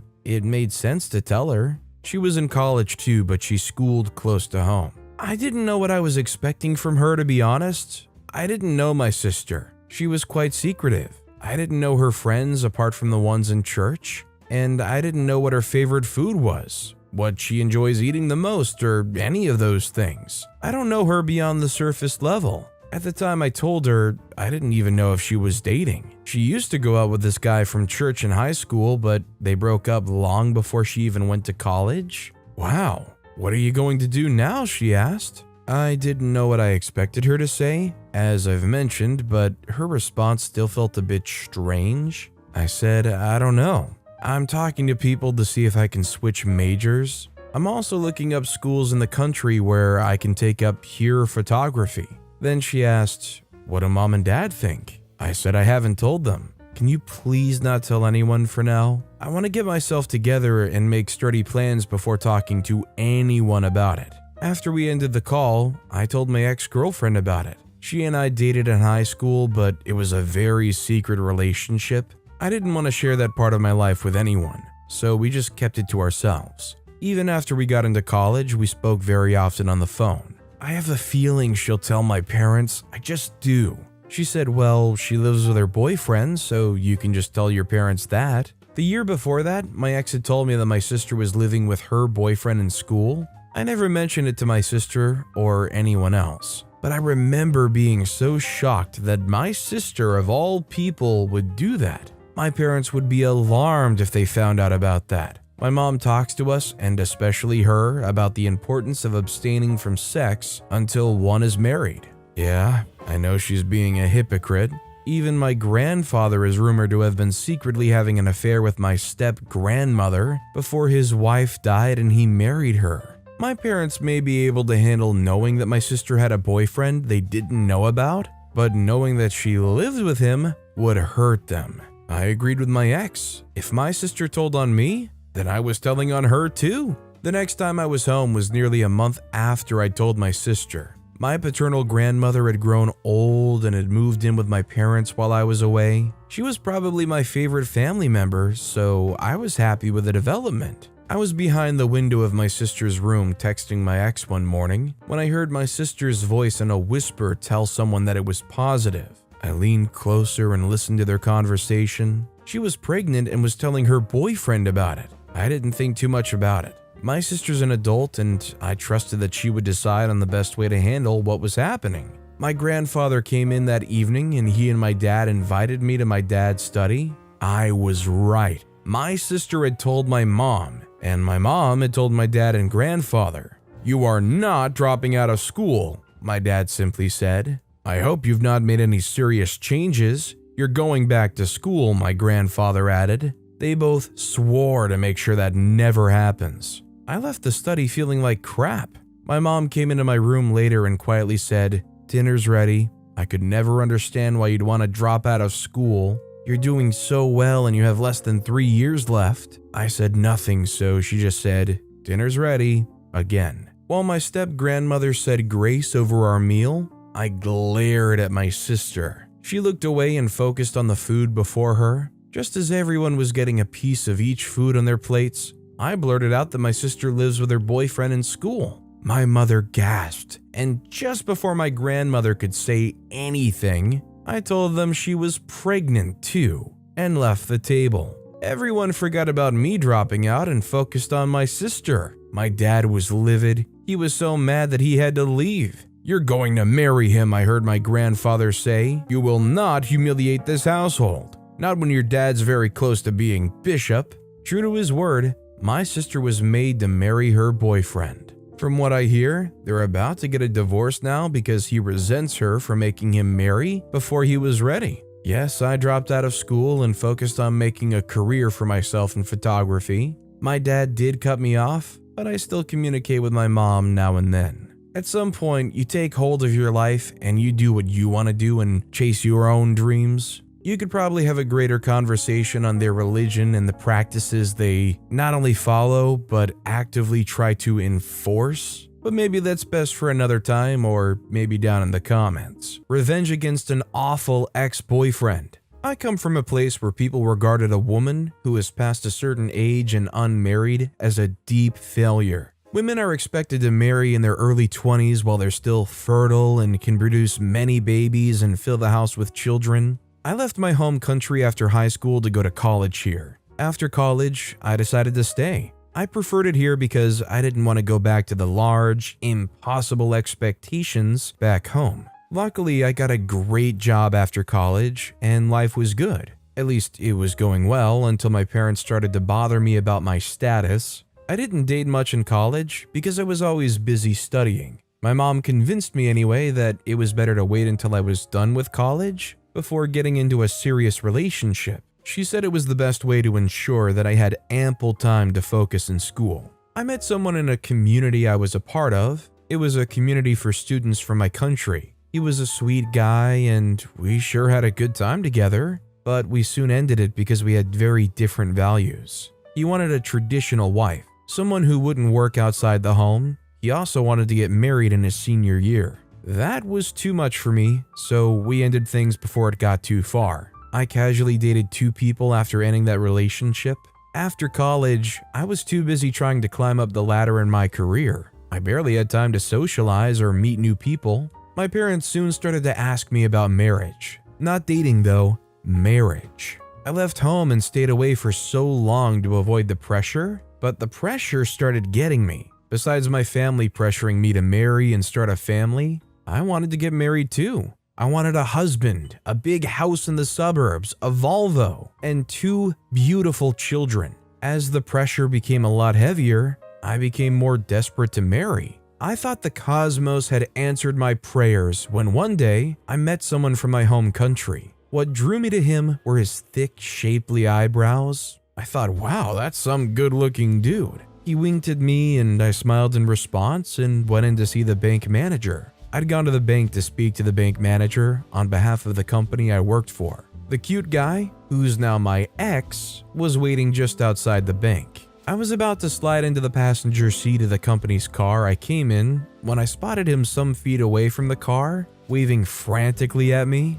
I turned to the company driver who drove me to the bank. "Can I asked, nodding toward the guy who was still smiling broadly, revealing his gap tooth. I loved it. My dad has diastema, and my brothers inherited it from him. "Yeah, I think you should," the driver said. I had to politely ask him if I could because we were both on company time. I walked over to the man, smiling and waving. "You know, you could have just walked over," I said to him. He smiled and said in a thick accent, "I apologize, I just didn't know if that was your man." I turned back to see the man he nodded at. It was the company's driver. I said, "Oh, that's the driver." He raised his eyebrows and said, "You have a driver?" I said, "No, my company has a driver." He looked relieved and that sort of offended me. I said, "You'd have a problem if he was my driver?" He smiled. He had a cute smile. Cute, I thought to myself, but stopped myself quickly. "Well," I asked, still waiting for a response from him. He said, "Problem? Why would I have a problem with that? Look, if a person can afford to be driven around, they should go for it." I smiled and asked if he was from my home country. He said yes and guessed that I was too. We exchanged phone numbers at my request. I went to the office that day wondering if I'd found the one. I'd always wanted a tall man, one that had nice cheekbones, and most importantly, someone from my country. It only made sense to marry someone from my home country. I wanted someone who understood my culture and could communicate effectively with my family. I didn't subscribe to all aspects of my culture, but there's parts of my culture that I absolutely respect and value. I didn't want a man who didn't know my culture or why my family and I had to do things in a certain way. I daydreamed about that man all through my stay at work. I called and told my sister about him as soon as I got home. She was excited, also about the fact that he was from our country. "Don't call him though, you don't want him to think you're the kind of person that comes onto a man." I rolled my eyes at my sister's ancient mindset. I said, "That's so Stone Age." "Men are so Stone Age," she replied to me, and we both laughed. She wasn't wrong, at least not about this man. He belonged to the Stone Ages, except that in this world, it was okay for me to go out into the world to work, pay the bills, and generally provide for us, while he sits around doing nothing but playing boss. Our relationship started on a great note. I was crazy about him, as I believed he was about me. He didn't have a great job or anything because he was still undocumented and couldn't work, but he was very attentive, caring, and selfless. I loved him for that. He randomly did things for me, drove me around, and took care of my plumbing, my plants, etc. He even made a couple of great meals for me that reminded me of home. It was marvelous. I would go out to work and return to a bouquet of roses. I loved him. I felt since I had him, I didn't need anyone else. He actually told me that. He said we didn't need anyone other than each other. He had no friends. I barely had friends too. One day, we argued. It was about money. He took some money from my purse and I confronted him about it. He got so angry about it and ended our relationship. I couldn't imagine living without him in my life. The past months had been so good that I didn't want it to end. I was addicted to him. I begged him to stay and he agreed. That was the beginning of the bad that went on in our relationship. He knew I was crazy about him and didn't want him to leave, so he took advantage of that. He threatened to end our relationship over everything, and I, out of fear that he would end things with me, would do whatever he wanted, or not do whatever he didn't want me to do. That year was the most difficult year of my life. My boyfriend was extremely bad to me. He lived in my house, but I was terrified of him. I couldn't stay out late, and I couldn't hang out with friends or my coworkers outside work because he would say that I was hooking up with men and cheating on him. My low social interactions went from low to non-existent. I hardly spoke to anyone, just my coworkers, and even when I spoke to my coworkers, it was always about work.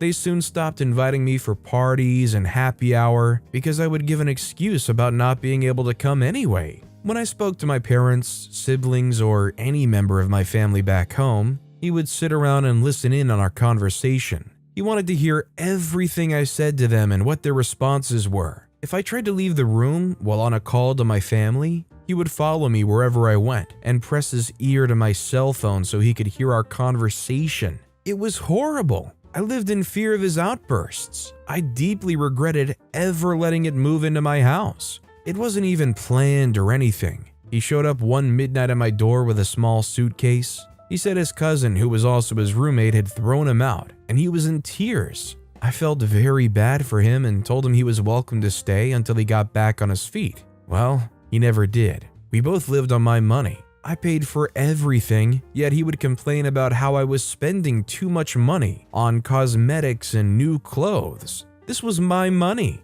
Every time he got mad, I got worried that he would do something to me. Whenever he noticed that I was considering leaving him or no longer bothered by his constant mood swings, he would do something sweet for me that would reel me back in, and then he would come for me again. I got yelled at during the slightest disagreement. He would call me ugly, tell me I had bad hair and that my teeth were bad. After his outbursts, he would apologize, cook me a meal, and sometimes buy me a rose. He would promise to never repeat what had happened, but a week later, he would be back at it again. I couldn't tell my family what was going on. I was too ashamed, and I knew how happy they were that I was getting married soon. I felt it would break their hearts if I suddenly ended things with him. My mom especially would be heartbroken. One day at the office, I was having a total emotional meltdown, so I left the office for the building's garage where my car was parked. When I got into my car, I called my sister and told her that my man had been doing bad things. "Did he hit you? I hope he hadn't hit you," she said. "No," I replied, tearing up again. She said, "You have to end that relationship." I said, "I want to, but I don't want to disappoint mommy and daddy." She said, "No, honey, they would be happy to know you found the strength and courage to walk out of a relationship that was bad for you." I promised her I would end the relationship and warned her not to call when I was home, since he was always home with me and listened in on my private conversations. That night, my ex and I had a huge argument. He told me we didn't have milk, and I said, "Well, go ahead and buy some." I knew he was going to be mad again, but I didn't care. I was sick of him and had enough of him. He went on and on about how I was kicking him when he was down. He said his situation was temporary and that he would soon get an apartment of his own. At some point I said, "Yeah, right," and he came for me. He tried to make contact with me, but I dodged, ran into my room, and locked the door. He knocked violently, but I ignored him. I was too scared to even move in the room. I could not believe that I got close to getting hit. The last time anyone hit me was my mom when she used to spank my sister and me with 2 fingers when we were younger. He soon stopped knocking violently and started knocking softly, telling me he loved me and apologizing. I had seen even enough movies to know that it was going to happen many more times if I didn't stop it. I was used to him hitting walls and yelling at me. I'd worried that he would hit me in the past, but that day, he actually was going to. I had always been scared to call the police on him because he was undocumented, and I worried that they would invite immigration officials, but at that time, I was ready for him to be deported. I wanted that to happen to him for all the months he spent torturing me, stealing from me, and making sure my self-esteem stayed very low. I couldn't call the cops though, because my cell phone was in the living room. I opened the door to the room and saw him sitting by the door. He kept apologizing. He said he didn't know what came over him and that it would never happen again. I nodded faintly and said I was going for a walk. He tried to stop me and knelt before me, but I ignored him. I just went back in to pick up my car keys. "I'll come with you," he offered. I refused. "I just need to take a walk," I said weakly. He said, "You're driving?" I nodded affirmatively. He said, "Where are you going?" "I know you're not going for a walk because you're taking your keys." He started yelling again, but I was close to the door, so I ran out and got in the car. He walked after me. He couldn't run because it would be obvious to anyone around that he was chasing me. I kept driving until I saw an officer. I stopped by and told her what had happened. She couldn't go with me, but she made her partner go home with me. We found my ex just at the door of my apartment, and the police asked him to come with them. He tried to act like we were all right, but I wore a stoic look and ignored his attempt at showing affection. As I expected, the police invited immigration officials, and he was immediately arraigned before a court. They warned him to stay away from me and my home, so I went back to my apartment to fetch his stuff. When I was picking out his clothes, and it occurred to me that I'd bought most of them for him,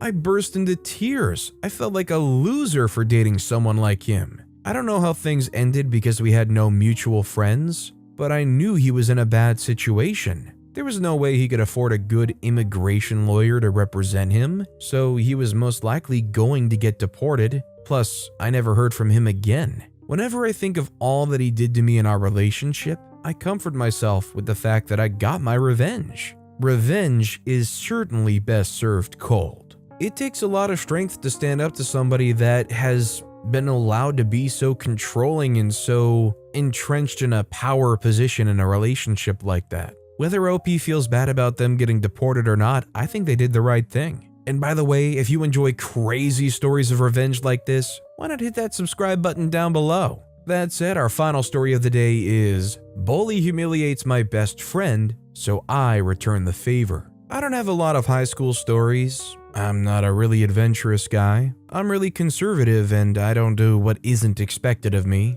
Because of this, my high school life was pretty boring. But there was one of my experiences in high school that stood out from all the rest. The time I decided that I wasn't going to sit on the sidelines anymore if I wanted things to change. The time I actually took action. This was the time I stood up for my best friend and ended his bullying once and for all. It all started when my family moved from Canada to the United States. My dad got a pretty big promotion at work, and he was supposed to head the branch of chain of hotels that he works in. The only downside was that he was going to have to move. He didn't have a choice. At first, he traveled alone to secure a good place, and a month after he did, we all joined him. My first step outside the airplane, I knew that the United States was way different from Canada. I had this sinking feeling that the whole move was a bad idea, and we were all going to regret it. I literally had a panic attack at the airport. My mom eventually succeeded in calming me down. She assured me that everything was going to be okay, and that I was going to make as many friends here as I did in my former high school. I believed her. Dad came to pick us up at the airport, and we had lunch at a McDonald's. He talked non-stop about how different the United States was from Canada,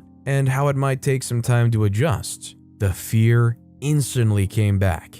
After we were done, Dad drove us to our new apartment. It was tiny. It was way smaller than our house in Canada, and here, my elder brother and I had to share a room. I hated the United States already, and all I wanted right then was to go back home. My dad assured us that it was just in the meantime, and we were going to get a house in the suburbs as soon as he could get enough money. We traveled during the summer of my freshman year of high school, and I was supposed to start my sophomore year after the long summer holidays. When the summer was finally over, I started in the high school. My dad gave me a pep talk to get me over my fear. He told me that it was going to be exactly like my former school and people were going to love me, but that wasn't true. It was exactly what I expected. Rough, harsh, mean, most of all, lonely. The students were nothing like my friends back in Canada. My dad was wrong. I used to play hockey back in my former high school,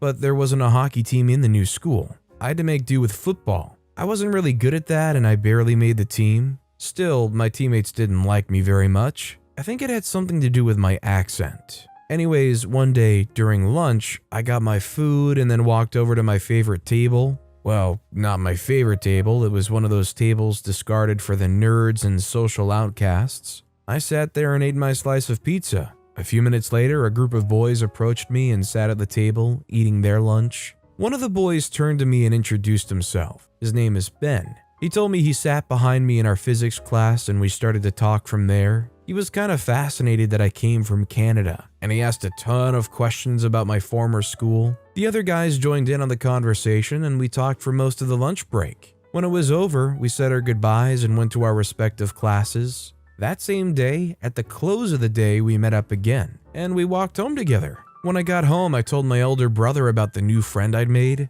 My elder brother had just finished high school, and he was taking a year off before he went off to college. He was really happy that I was finally fitting in.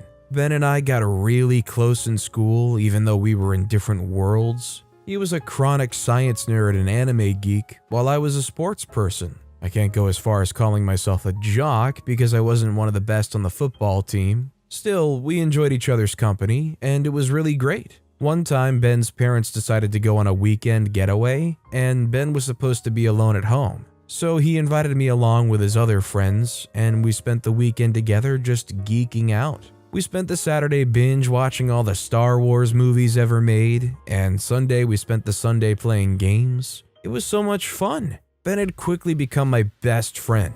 A few weeks later, close to our midterms, I decided that I wasn't going to go to football practice because I wanted to study for the tests. I texted Ben and we agreed to meet up in the hallway. So after the end of class, I packed my stuff in my locker and waited for him there. A few minutes later, he showed up and we were ready to go to his house to do some studying. Suddenly, some seniors showed up and surrounded us. I didn't know what was going on because I had never been bullied in my life. I didn't know what to expect. I turned to Ben, and my God, he was terrified. He was so scared that he was shaking like a leaf in the cold. I wanted to ask him what was going on, but the seniors spoke first. They asked me to leave because they only had business with Ben. I didn't understand at the time, but there was some kind of unspoken rule that protects athletes against bullying. I had to watch from a distance as they collected Ben's lunch money and the orange juice in his locker. He didn't try to protest. He just stood there helplessly as they rummaged through his bag and locker, searching for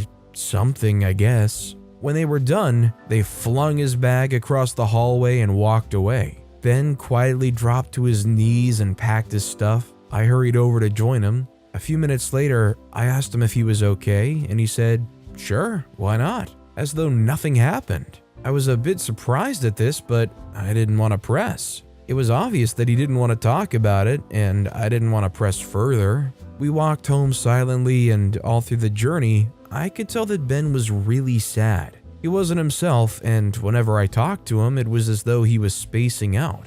I knew he needed to talk about it, even if he didn't want to. We got to his house a few minutes later, and we got started with chemistry. I made stick-it notes and asked him a couple of questions. Even though Ben was one of the smartest students in chemistry class, he was messing up a bunch of the questions. So I put down the note and decided that it was time to talk. Ben still didn't want to say anything, but I didn't back down. Eventually, he told me about the bullying. It started when he was in middle school. One of the bullies knew Ben was good with maths, and he tried to get him to do his assignments for him, but Ben said no. That was the beginning of his bullying, and even though he gives him his lunch or lunch money, they never stop. They even go as far as pushing his head down the toilet or stealing his clothes in the boys' locker room after gym. It was awful, and I couldn't imagine having to go through high school. I asked him what he had done about it. He had a bunch of friends, geek friends, and I felt like they should have been able to come to his aid. Ben laughed and said they were all being bullied too. And the only thing stopping them from bullying me is that I was on the basketball team. Now, as I said before, I've never been bullied in my life, so it all feels weird to me that a guy from somewhere could just steal your stuff. I asked Ben why he hadn't reported the problem to the principal or a teacher. He laughed hard for a minute, then told me that they never really do anything to stop bullying, and telling would only make it worse. I didn't believe that, so I told him I was going to do something about it. Ben told me to leave it alone, but I couldn't. So the next day, during lunch break, I met up with the rest of the guys and convinced them that it was time to stand up for themselves and report the bullying to a teacher. They agreed and marched to the principal's office. After making their case, the principal called the seniors, and even though they denied having any involvement in the bullying, the principal gave them detention. I went to Ben and told him what had happened.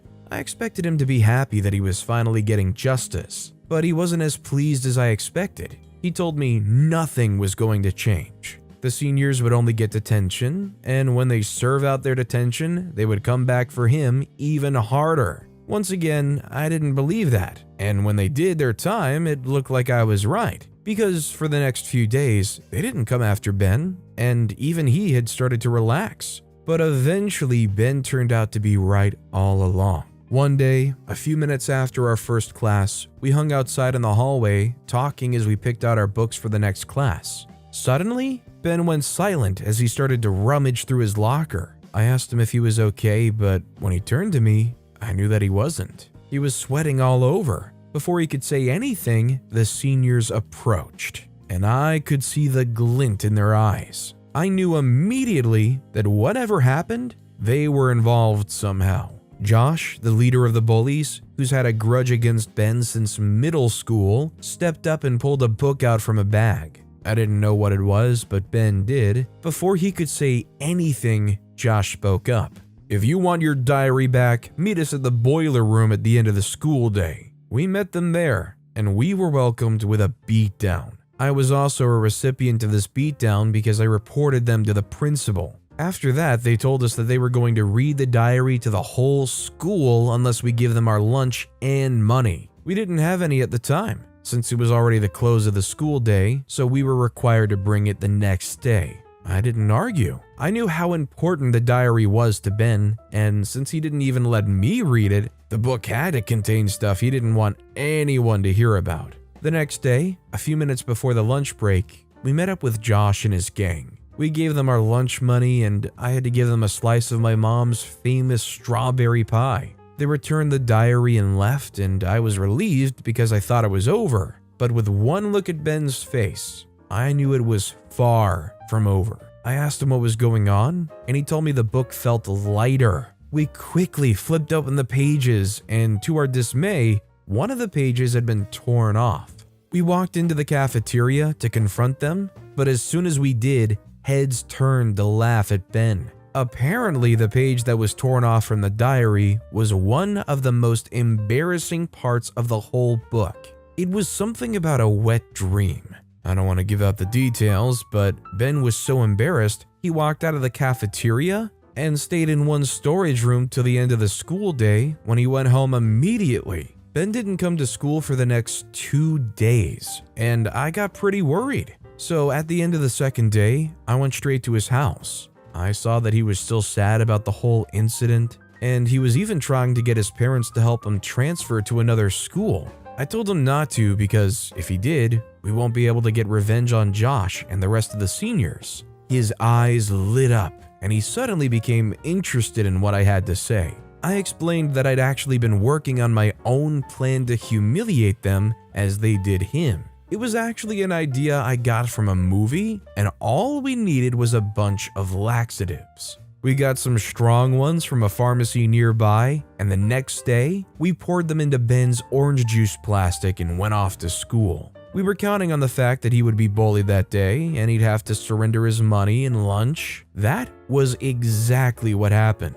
Josh walked up to us as soon as we entered the hallway. He relieved Ben of his lunch bag, his money, and finally his orange juice. He drank the juice first and walked away with the rest. Mission accomplished. All we needed to do was watch him to see when the stuff will kick in. By our calculations, it was gonna happen sometime around the lunch break. We had the other guys steal the toilet keys from the janitor, and we waited till we saw him get uncomfortable in the cafeteria. Then the guys hurried over to lock the boys' bathroom. When Josh couldn't hold it anymore, he rushed over to the bathroom. But to his disappointment, they were all locked. He had no choice but to hurry into the females' restroom. When he did, we began the last phase of our plan. We told everyone in the cafeteria that Josh was perving out in the females' restroom. And just as we expected, they all gathered outside to wait for him to come out. Some of them even had their phones out to take videos.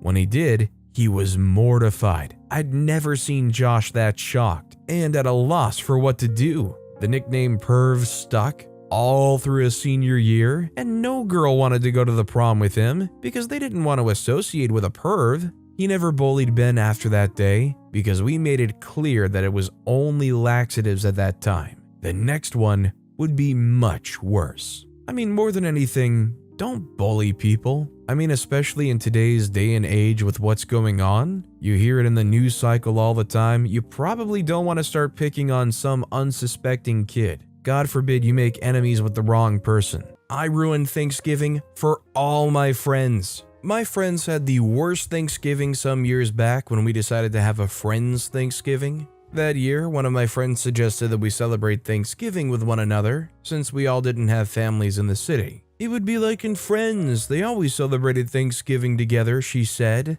We agreed that it would be a great idea and decided to do it. One of my friends had a sister who lived in the city, so she invited her sister. I was great at grilling turkey, so everyone knew I would be in charge of the turkey. We had a great cook amongst us, and the sister who lived in the city is a great cook as well, so they were there to take care of the food. We all looked forward to it. There were 7 of us in our group. 2 of us worked for the same PR company, and the other 5 had different jobs. What we all had in common was that we went to college together. We weren't all friends in college, but everyone was friends with me in college. I was a popular guy in college. I was known for being a campus journalist, and I had to go out a lot of times to talk to people, interview them, and a lot more to gather data for my journalism. So I met many people. The first person I was friends with from the group was my first girlfriend in college. We met and noticed that we liked the same things and had the same interests. We started hanging out so much that everyone thought we were a couple.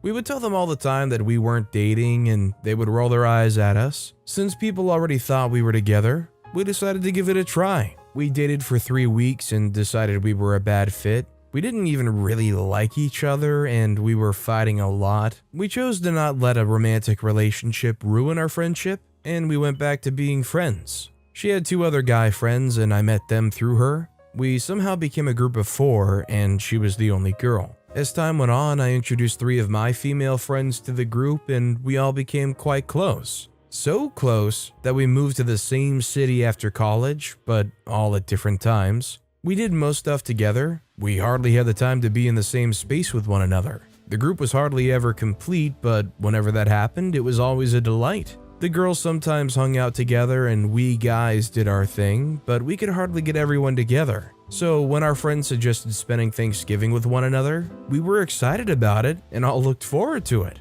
I was in the area where one of the guys lived one evening when I decided to stop by his apartment. As I got closer to the building, I saw him with a woman whose ginger hair looked very familiar. I just knew that I'd seen her somewhere, but I couldn't place a finger on where. When it finally occurred to me where I had seen her, I recoiled in horror. That was my ex-girlfriend. I was sweaty and hot all of a sudden when I saw him kiss her and how she laughed after he had done that and kissed him again. I almost collapsed. I drove back home angrily. I was close to tearing up. I rang another friend in the group to tell them what I'd seen, and he told me that they'd all been in his house for most of that day. Since they were in his house, they'd probably seen them together, and none of them told me. I thought for certain that they all knew about it. Seeing my friend with her hurt, not just because she wasn't some random ex-girlfriend, but also because I was madly in love with her. She meant the world to me. When she broke up with me, I was so devastated and became uninterested in living. I just didn't know how I could live my life without her. I didn't want to live life without her. My productivity reduced drastically. I was constantly sad thinking of her, and I would be indoors for days, refusing to go out, not even to work. When I did go to work, I was grumpy and unproductive. My boss was kind enough to ask me to stay back and take compulsory leave. I knew the only way he allowed that was because I'd been an asset to the company. Most of my friends all had come over to do a rescue of sorts. They encouraged me to talk to them and find healthy outlets to handle the end of my relationship. They knew how long it took me to get over that relationship. It was so bad that one day, I smiled and my friends were so happy. They hadn't seen me smile in a very long time. I knew that day, I had to just move on from that relationship. I am a social butterfly, and I'm naturally bubbly and sanguine. Seeing my friends celebrate me smiling when I used to always smile scared me. I decided I would not let my ex steal my joy, and consciously work towards getting my groove back on. I could not believe that my friends who knew all of this were comfortable with one of them dating my ex, and not one of them even told me. I felt betrayed. The day before Thanksgiving, I went shopping with the 2 cooks. They noticed something was wrong, but I insisted that I was fine. "You don't look okay though. Are you sure you're alright?" "I already said I was fine." "Drop it," I snapped at her. She was taken aback. "Listen, I'm sorry, it's just that I'm just overwhelmed." My other friend nodded and patted me calmly on the back. "I understand. Holidays stress me out too. And look at the overwhelming number of people in the store." Her sister rolled her eyes. "I know you're stressed, but so am I. Don't take that out on me." I muttered an apology, but she ignored it and kept walking. That evening, I was using the oven for the turkey while the sisters cooked and the others helped out with other stuff. I was to grill the turkey and bring it over to my friend's house, the one who was dating my ex. since we were having dinner at his house later that day. The first thing I did was ruin the turkey. I made sure that it got burnt. It got so burnt that it was very black on the outside. I also showed up late. They kept calling to ask why it was taking me so long because they were hungry. When I eventually showed up, they were relieved, but not after they saw the turkey. They all went about complaining. "I just knew we should have grilled it ourselves," one of the sisters said. I didn't reply to their complaints initially, but when they'd all kept quiet, I said,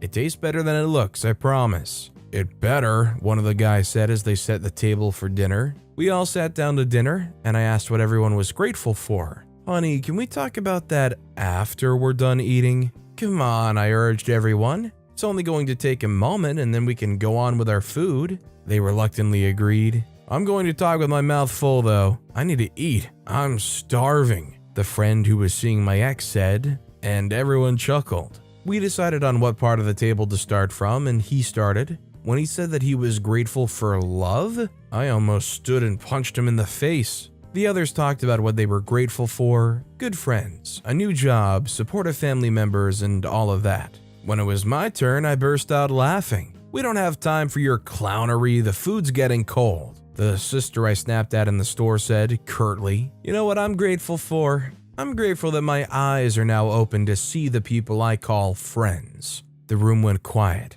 I guess they were wondering what I was talking about. "I'm grateful that when I found out one of my best friends in the world is dating the only woman I've ever really loved, I didn't get a stroke immediately." The two sisters were lost, and so was my first friend, the one who I used to date in college. "Which of your friends is dating your ex?" my college ex asked immediately, her eyes darting from one person to the other. "Is someone going to tell me what's going on here?" she asked when no one said anything. "Oh, you didn't know?" I asked, partly disappointed in myself for even thinking that she knew about it. She was my oldest friend in the group, and I should have known that there was no way she would be comfortable knowing that and not telling me. I told her what had been going on, and she was shocked. "How long has this been going on, and why didn't anyone mention it to me? Or me? I had no idea they were seeing each other," one of the sisters said. She said she knew my friend was seeing someone, but she did not for once ever think that the person he was seeing was my ex-girlfriend. "That is extremely cruel. It's very cruel of you to do that, knowing what we all went through trying to get our friend to move on," my college ex remarked. While this was going on, my friend had his head in his hands. I'm very sorry. I didn't want to tell you because I didn't want to hurt you." "Oh, you didn't want to hurt him, so you chose instead to hurt him?" "I wasn't talking to you," he suddenly yelled. "Well, I'm talking to you," my college ex yelled back. "I can't believe you all knew and didn't say anything. Shame on you, all of you." One of the guys who had been quiet and hadn't said anything since I mentioned what I was grateful for, and was usually the quietest one, sighed loudly and then turned to me. "Listen, I didn't feel like it was in my place to tell you, but I did make him promise to tell you, and he swore that he would. Look, we didn't want to hurt your feelings. There was no way I could break news like that to you, and that was why I didn't say anything," one of my other friends offered. They all soon started to argue about whether their keeping it from me was wrong or right. You can't just lie to your friend for so long and then say you didn't mean to hurt them. At what point do you think it's not going to hurt him? When he sees the bright pink wedding invitation cards? "I'm sorry," my friends muttered, except for the guy who was dating my ex. "I'm sorry, man. I promise I didn't intend to hurt you. We met again on a work trip. It was so random. I tried very hard to look away, but we were in love." Before he could finish his sentence, I hit him in the face. Everyone gasped. "If you ask me, he deserves that," my college ex said, holding up her wine glass. "Why are you being so judgmental? You're only making things worse. You know that, right?" the sister who was invited quipped. "Who were you and why are you even here?" She turned to no one in particular and asked, "Who invited her?" "Don't talk to my sister like that," her sister countered. "Oh, is it okay for her to talk to me like that? She only asked you to chill out on fueling the fire. Why are you acting like his spokesman? We're trying to make things right here and you're making it even worse." The friend I had hit was still sitting in shock, holding onto his face. "She's still in love with him," he said. "What? Are you crazy?" My college ex looked mortified. "Well, you did confess to being in love with him last year." "First of all, that was last year. Secondly, loving someone is not morally wrong. I'm not the one sleeping with my best friend's ex. Can we just eat? I'm very hungry, one of the girls said, holding her tummy. Oh yeah, let's just forget about what he did to me, I replied to her. He was wrong, okay? He's wrong about everything. But it's Thanksgiving. We can't spend Thanksgiving bickering and hitting each other. Come on. I'm just going to leave. My college ex got up, walking to where she had hung her coat. I followed her. Why are you leaving? Is it because of what he said? So what if you were in love with me? Go on, leave, I heard him yell from the dining room. She ignored me and left me standing, walked over to where he was seated, and asked him to repeat himself. Really? You want to do this? One of the girls asked. I can't take this anymore. I'm leaving too, the third guy said, and he moved the chair back to stand. He was the one who revealed that they had been hanging out with my friend that day. I heard one of the sisters trying to convince him to stay. This is the wrong time to do all of this. It's Thanksgiving, for goodness sakes. We all left our families and decided to spend it with one another. We could all be home with our families having fun, but we chose to be here. And this is what we get? I heard him complain to her. He passed by me in the living room and hissed, "It was very petty that you chose today of all days to do this." He walked out and slammed the door. I returned to the dining room, and one of the sisters was helping my friend put a pack of ice on where I'd punched him. This turkey tastes like coal. Jesus, the other sister said, reaching out for tissues and spitting into it. My college ex left, the guy I'd hit left, and the rest of us had a quiet, tension-filled night. We ate and bade one another good night. They all had a terrible Thanksgiving. I made sure of that. To this day, the guy who dated my ex and I are no longer friends, but I'm still friends with other people in the crew. What do you guys think? If your best friend has an ex, is it fair game to go out with them? Or should you run it by them first? I'd like to know what you guys think in the comments. That said, our final story of the day is, bully stole from me, so I urinated into his apple juice. Boarding schools have to be the worst idea ever imagined by anyone. I mean that with all sincerity because, seriously, why on earth would you think to make students suffer 7 or 8 excruciatingly long hours in the classroom, only to go back to the dormitory with the thought that the classroom is only a few steps away? That has to be very traumatizing for students. I know it was for me. And that's not even the worst part. As we all know, teenagers are huge jerks and are prone to making bad decisions at every turn. Because of this, high school bullying is on the rise. Now the teachers and people in authority haven't been able to get the bullying under control. So all the bullied students had to help them through these tough school times were their families and friends back home. But psych, boarding school students have nobody to help them through their trials. All they get after the bullying from school is more bullying in the dorm. Now, this bullying came in many forms. Some prefer to just beat up their victims just for the fun of it, while others loot, steal, and pillage from their victims. I fell prey to the latter, and one too many times they walked away with my fruits, snacks, my food, and even my Marvel magazines. One day, I decided that enough was enough. They had taken too much from me, and I had to fight back. I hit them back eventually, and spectacularly too, but first, let's start at the top.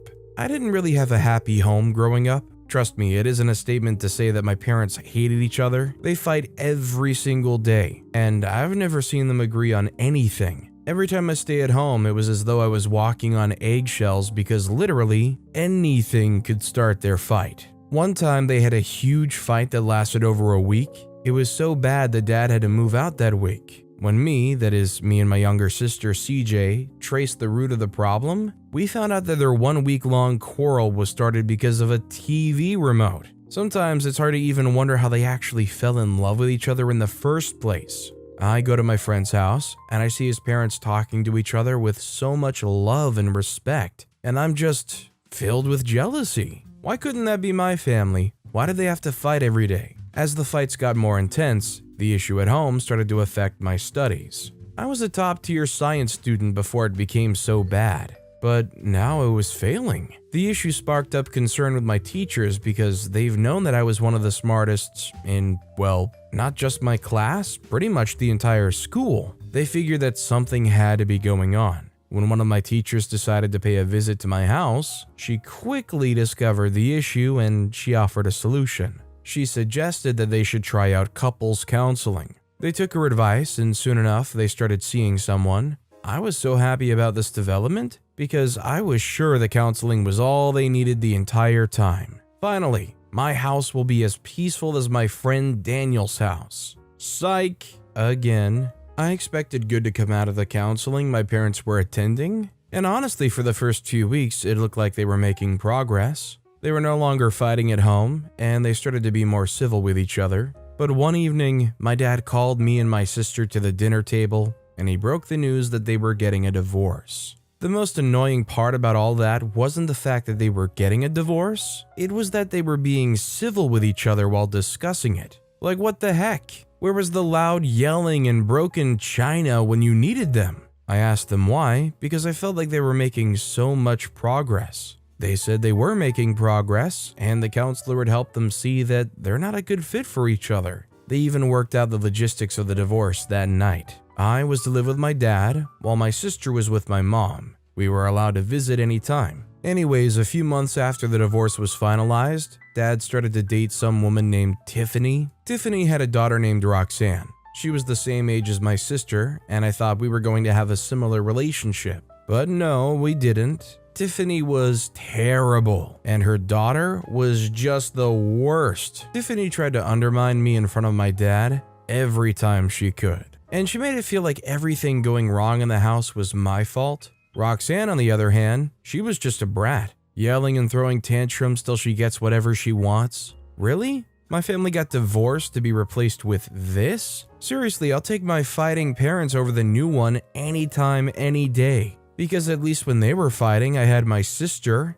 Now I had no one. My dad wasn't even on my side. She just takes Tiffany's side. Anyways, as you would expect, my grades dropped even lower, and my teachers decided that I needed summer classes if I was going to get enough points to graduate. My dad had other ideas. He told me that if I didn't get my grades up before summer, he was going to enroll me in a boarding school. I was sure he wasn't going to do that. He was bluffing. But to my uttermost shock, he wasn't. I couldn't get my grades up, so after the end of summer, he told me to pack my bags and he drove me to a boarding school a few towns away. I had never been more shocked in my entire life. I still thought it was a joke, a tactic to get me to fall in line, till he got into his car and drove away. It took me a while, but I finally accepted that this was my life then, and I just had to go with it. Anyways, I started attending classes, and boy, it was way different from my high school. The teachers were stricter, and since it was an all-boys school, it was run almost like a military academy. We were required to wake up before dawn to get started on the day and do the chores that are assigned to us. Lateness to anything or anywhere buys you a few hours of scrubbing the toilet.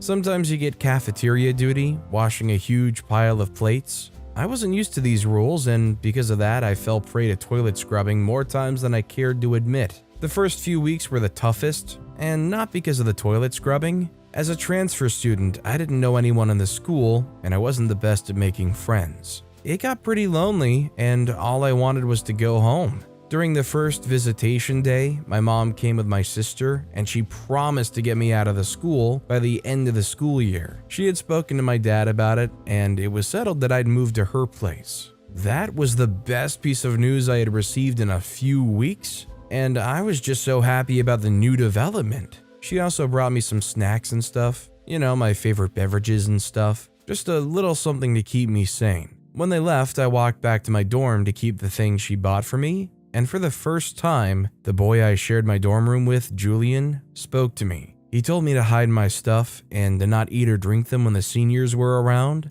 I didn't know what he meant, but when I asked him to explain, he just clammed up and wouldn't say more. Then that night, just a few minutes to light out, some of the seniors walked into my dorm room. They walked directly to me and pulled me up from my bunk. They then told me to open my locker. Now, it's important to note that before that day, I had never been bullied before. Bullying wasn't a thing in my former high school, and because of this, I didn't know what to expect. So when they ordered me to open my locker, I refused and asked them why I should. They were really surprised at my audacity. They looked me over for a few seconds, and before I knew it, they were all over me, punching and kicking. Eventually they stopped and their leader Damien asked me to open the locker again. I had no choice but to oblige. They took all my snacks and beverages and left the room. After their footsteps receded in the distance, Julian helped me up. I asked him what that was, and he smiled and said something along the lines of, "Welcome to boarding school." Julian and I stayed up late talking about the school and the seniors. He had been in the school since freshman year, and it wasn't new to him. During the visiting days, the seniors were always on the prowl, looking for junior students to steal from, and they usually resorted to violence if the junior stands his ground. It had been happening for a long time, and it was going to continue to happen. I asked Julian why none of the juniors ever thought of reporting the problem to the teachers and the people in authority. He laughed at me and told me it was only going to make it worse because the teacher won't do anything about it. To me, the teachers and housemasters couldn't care so little about the well-being of the students, so I made up my mind to report the case to the teachers. Julian warned me against this, but I didn't listen. The next day, after class, I walked up to one of the housemasters and reported the incident. He asked me if I could recognize the culprits, and I said yes. Then he followed me to the common room, and I pointed to Damien and his friends. The housemaster walked them out of the common room, and before Damien walked out, he whispered a silent, "You're dead," in my ear. I was so scared, and I started to think that perhaps I'd made the wrong decision by reporting them. The seniors were all assigned to the kitchen to wash the cafeteria dishes for 3 days. After their punishment was over, I thought that would be the last I'd be hearing from them, but that was far from the truth. That night, after light out, they came to my room and beat me up again. They were careful not to hit my face so there wouldn't be any evidence, and when they were done, Damien crouched to the ground and told me he would gladly scrub toilets or wash dishes if I were to report them again, but if I did, he'll be back, and it will be worse than the last. I was so scared that I decided to keep my mouth shut. The only thing the housemasters were interested in was dishing out punishment. They didn't really care about trying to stop the whole bullying from happening again. Anyways, the bullying continued in that manner for a long time. Anytime my mom comes to visit, they bring snacks and beverages, and every time I have to surrender them to the seniors, or else I get the beating of my life. One day after class, I sat on one of the bleachers watching the football team practice. Julian came to join me and we talked about our classes and stuff. When we were done, we started to head back to the dorm when, out of the blue, I blurted out that I was going to get back at Damien for everything he had done to me. Julian asked how I intended to do that, and I shrugged. I didn't have a plan yet. All I knew was that I was tired of the bullying and the fact that there was nothing I could do without it.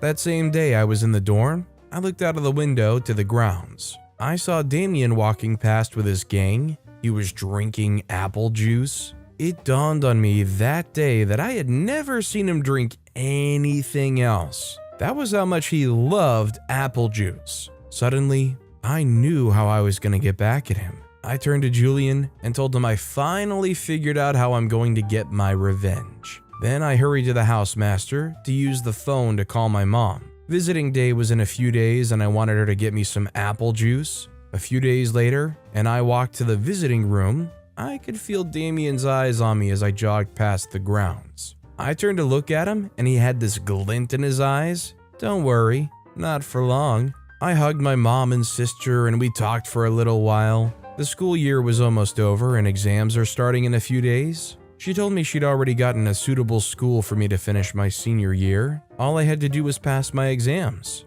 1 hour later, they left and I hurried back to my hostel. There were 3 bottles of apple juice in the bag, so I picked out the 2 and hid them inside Julian's locker. Then I picked up the last bottle and drank half of the juice. Julian asked me what I intended to do with a half bottle of juice, and I just told him to watch and learn. I walked into the bathroom and peed into the bottle till it was back to the original level. Then I closed the bottle and returned it to my beverage bag. All I had to do then was wait. That night, Damien and his gang walked into my dorm room. He demanded that I open my locker, and I didn't argue with him. I opened it, and they grabbed my snacks and stuff. Damien went through it and his eyes lit up when he saw the apple juice. They grabbed the bag and walked out of the room. I followed them closely behind, making sure they don't see me. When they got to their dorm room, I stayed at the window, peeking inside as they split the snacks. Immediately, Damien picked up the apple juice, and without a thought, he opened it and started to drink in quick gulps.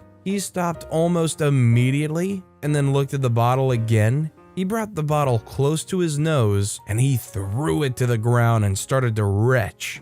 I knew what was coming next, so I ran to the housemaster's room and told him that the seniors were coming for me. He followed me to my dorm room, and sure enough, Damien and his gang were already there beating up Julian. They were given detention and toilet scrubbing duties till the end of the school year. They couldn't touch me till the end of the school year because of their detention, so the last 3 weeks I spent in the boarding school went without incident. What a beautiful wrinkle knowing that they would go straight for OP's head and using that window of time to get the housemasters to get double revenge. So satisfying. The high school bullies who will never forget me. I was very excited when my mom came home to tell me that she'd gotten a huge promotion at work. And a new promotion at work meant we were moving from Brooklyn to Philadelphia. I was the most excited high schooler at that moment because Philadelphia was like home to me. I love the serenity that place exuded, and most importantly, I had some aunties and cousins that made me consider there as home. I thought my excitement was going to last forever,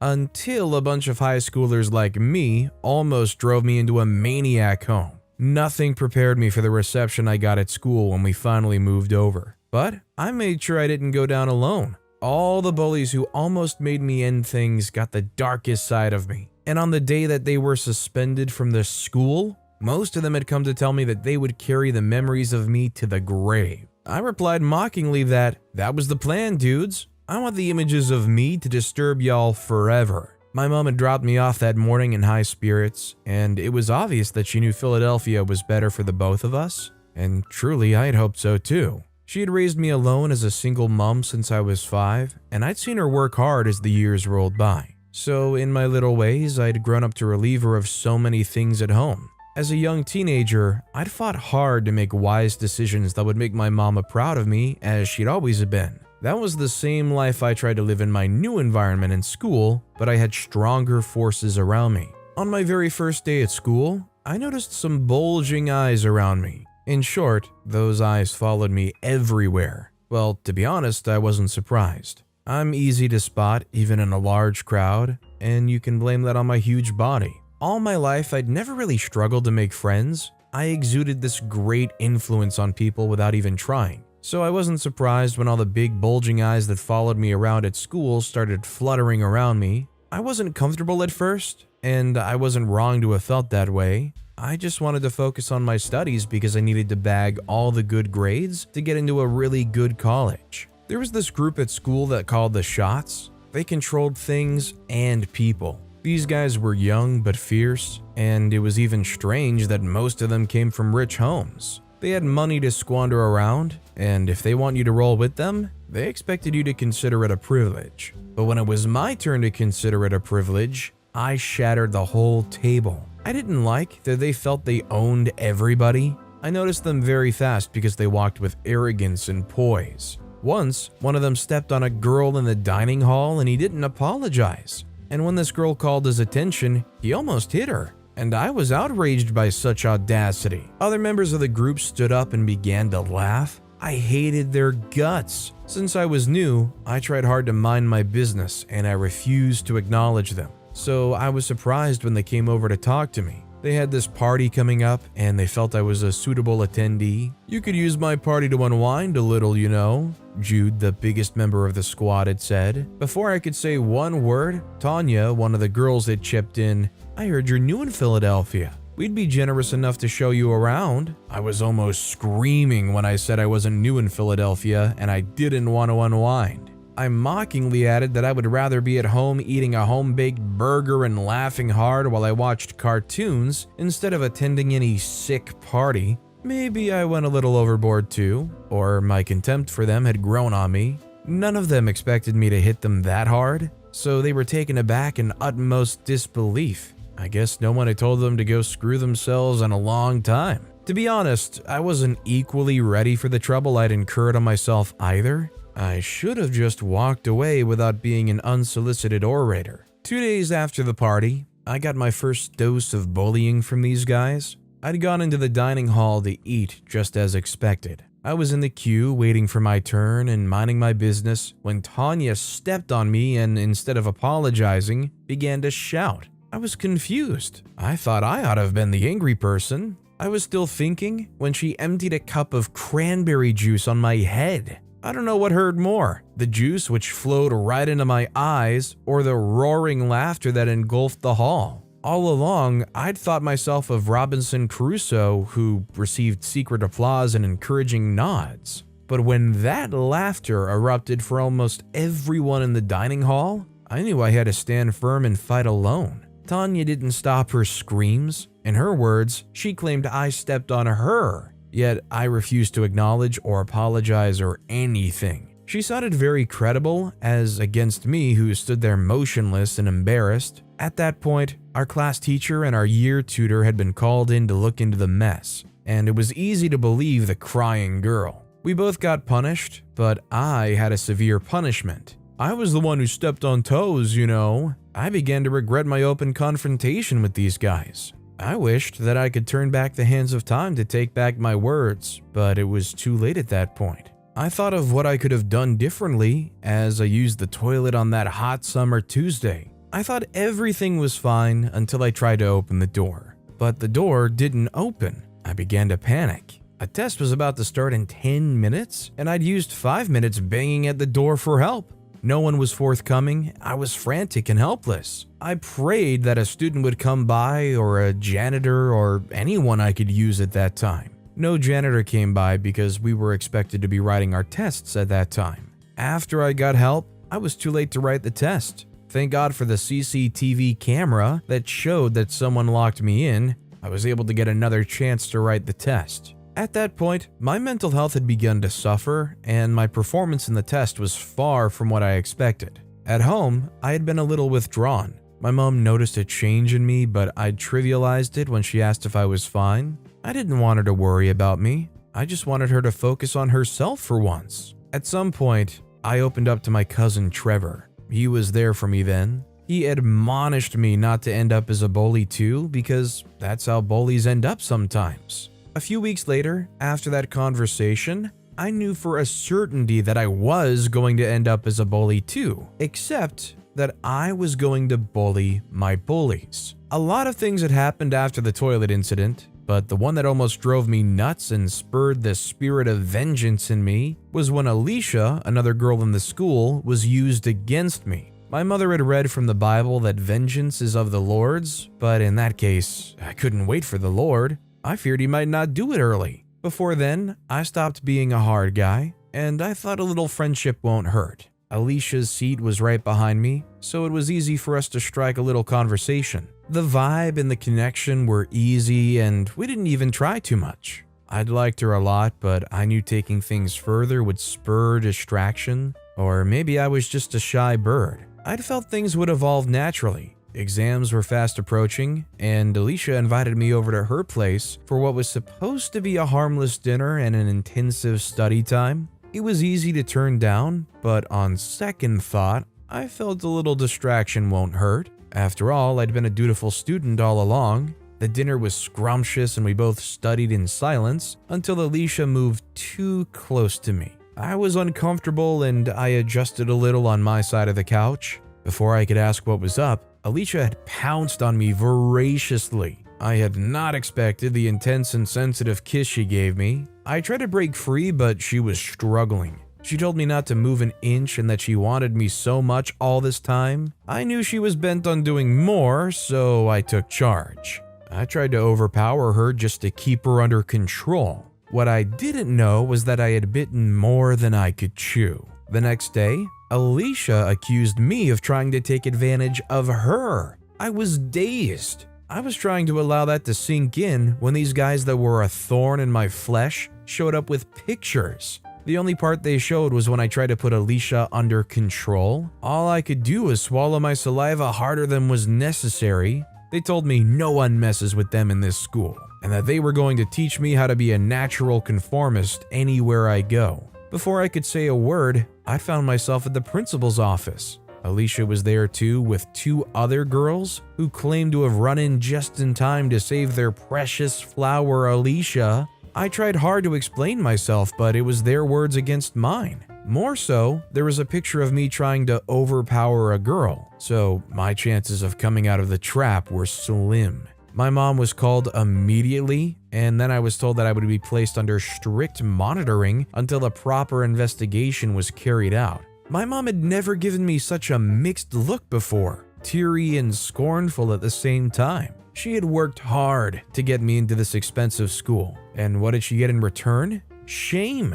I didn't know what it meant to have a panic attack until I was wrongly accused of attempted you-know-what. My mom didn't raise an R-wordist, and she believed me when I told her that I was wrongly accused. The only thing she said was, "Make sure you prove to the world that I didn't fail at good parenting." It was a tough decision, but I knew I needed to prove my innocence and also handle these bullies once and for all. Ironically, I became a blockhead at that instance as I couldn't think of anything, and the fact that they could use anybody nauseates me. I was very disappointed to see that even Aisha allowed herself to be bought over. I needed to be careful then because it was obvious that I was a lone wolf.